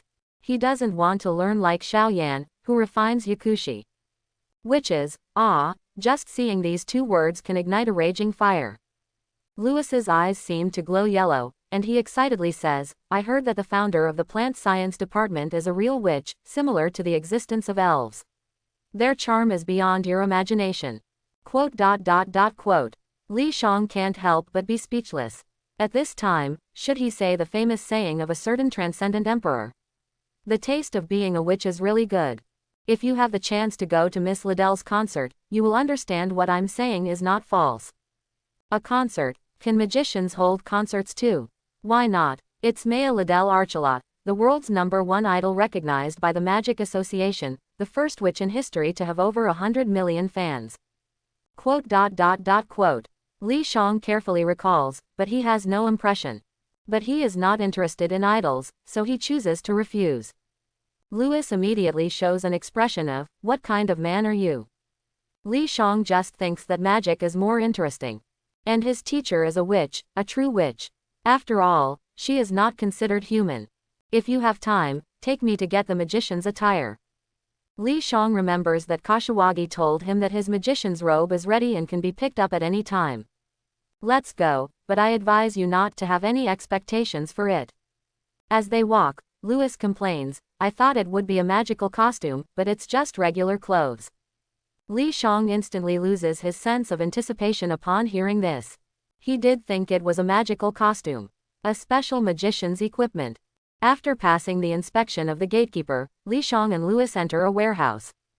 It's very large, filled with densely packed shelves. Louis has had previous experience, so he quickly finds the location for the mineral science department. Li Shang looks up to check his name. Just then, a sound of a heavy object falling is heard. He turns his head and sees Louis without a head, and a head on the ground. A familiar scene reminded Li Shang of the anime he had watched in his previous life. Headless Senior Sister. He picked up his Nokia phone and explained the situation to Astati. Just then, the door was opened and 7 people entered the warehouse. The leader, a young man, glanced at Li Shang and said, "I am from the Law and Politics Department, 4th Squad. I have received a report that you are temporarily detained on suspicion of murder. After the truth is revealed, we will deal with you accordingly." According to the rules of the clock tower, any disputes among magicians, including murder, are handled by the Law and Politics Department. That's the rule, but aren't you too quick to arrive? As if you were waiting for me to commit a crime. Do you also have 3 precogs? In the movie, Minority Report, Tom Cruise had 3 precogs who could predict when someone would commit a crime. Hold on. Astati, wearing a light blue dress, stood at the door and said calmly, "This matter is not your concern." What do you mean? The young man frowned and said, "There is nothing that the Law and Politics Department cannot handle." She means let me handle it. A woman wearing a strange long dress with vivid flower patterns appeared. She wore glasses, and her black hair, combed like Yoruichi's, reached her ankles, attracting attention. When the young man saw her, his face changed slightly, and he put his hand on his chest, saluting, "Captain Hanano Riri. You can leave now." Hanano Riri waved her hand. The young man was somewhat helpless, but still obeyed his orders and led his men away. "You must be Li Shang, right?" After glancing at him, Hanano Riri turned her gaze to Louis and asked, "Is there anyone else besides you?" "No," Li Shang answered truthfully. His head suddenly fell off. Hanano Riri played a significant role in the case files of Lord El Malloy too. She was almost the representative figure of the Law and Politics Department, quite formidable. Even the protagonist, Waver, had been defeated by her. "It's a locked room murder again." Hanano Riri showed a clear smile and said, "But unfortunately, for magicians, there are no secrets." She adjusted her glasses. In the next moment, her eyes turned into a dazzling blue, taking the shape of snake pupils. The snake's magic eyes. The innate magic eyes of the Hanano family. Their function was to find lost items. This time, she wanted to find the murder weapon. The invisible snake spread out. Traces of imaginary number magic.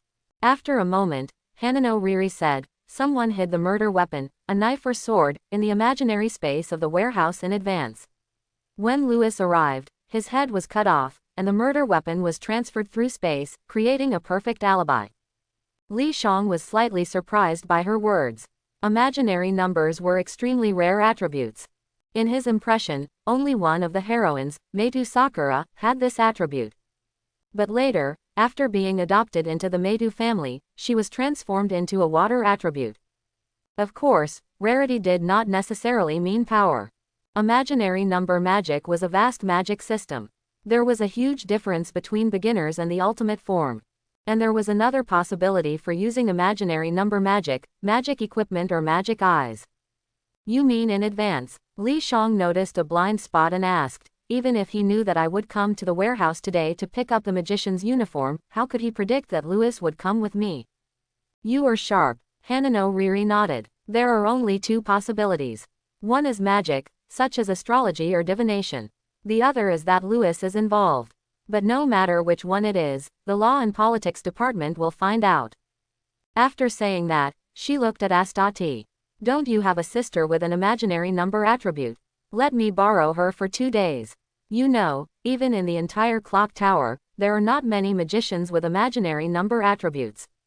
"No problem, but she won't be back until tomorrow." Astati frowned and said, "Don't worry, nothing will happen to your junior brother with me." Hanano Riri turned to Li Shang and said, "Since the truth has not been revealed yet, you will stay in the Law and Politics Department for 2 days.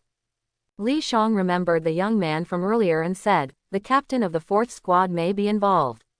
He appeared in the warehouse just after this incident occurred." "I already know this." Hane Rin's lips curled into a cold smile, as if she were a devouring lion majesty. Li Xiong had a sense of déjà vu when it came to Astati. He was quite interested in Astati's sister.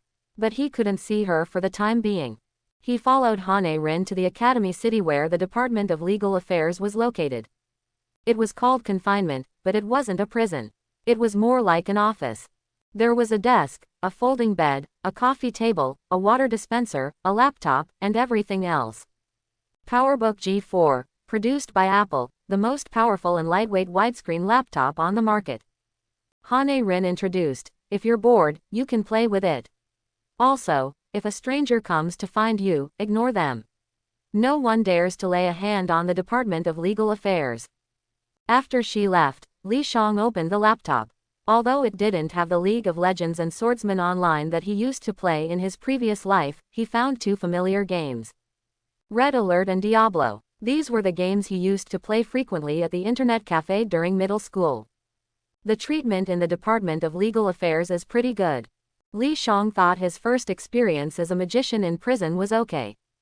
Of course, he knew that most of the credit belonged to Astati. His senior sister, she could handle it. If there was something, she would really take care of it. The next morning, Astati had just gotten up when the door opened and a white figure pounced on her, immediately pinning her down. Sister. The girl with purple hair hugged her and happily shouted. Sakura, have you eaten? Astati looked at her exceptionally beautiful sister and asked. Not yet. Sakura smiled and said, I specifically waited to eat with my sister. 12 years ago, Astati adopted Sakura from Tokiomi in the name of the Edelfelt family, avoiding her tragic fate of being sent to the Meidou family. Although she herself was unaware of it. And Astati saved her for another reason, to repay her sister, Sakura Rin's favor. Did you gain anything from your archaeological expedition with Luviagalita? Astati took a bite of her bread and asked. Yes. Sakura held out her fist and opened it in front of her. In her palm was a colorful octagonal crystal. It was exactly the same as the one given by Ayaka Saju not long ago. Holy Grail, but unfortunately there's only one. Having one is already good enough. Astati smiled and said, after all, each one requires an extremely expensive price to form a suspected spiritual particle crystal. It contains sacred power. Yeah, Sakura showed a confident smile, as long as it exists, I will find it for my sister. After finishing their meal, Astati took her to the warehouse. She had already explained the situation to her on the way. Sakura greeted Hane Rin and came to Louis's body. She reached out her hand. Invisible ripples spread out. The air distorted. Only a sound of clang was heard as a long sword fell from the void. The bloodline on the blade had dried up, but traces could still be seen. Hane Rin raised her hand and aimed at the sword, softly uttering a syllable. Her magic turned into a blue light that covered the sword. A few seconds later, fingerprints appeared on it. Strange. Hane Rin compared Louis's fingerprints and found them to be identical. She couldn't help but speculate, could it be suicide? She immediately had someone investigate his information. In the meantime, Li Xiong, who was playing games, heard a knock on the door. A stranger walked in and said, Captain Hane's orders, you need to be transferred to another solitary confinement room. Li Xiong couldn't help but raise an eyebrow. Using his duodenum, he knew that something was wrong. But he had a hang, so he readily agreed to the young man's request. I hope everyone will support it and subscribe more.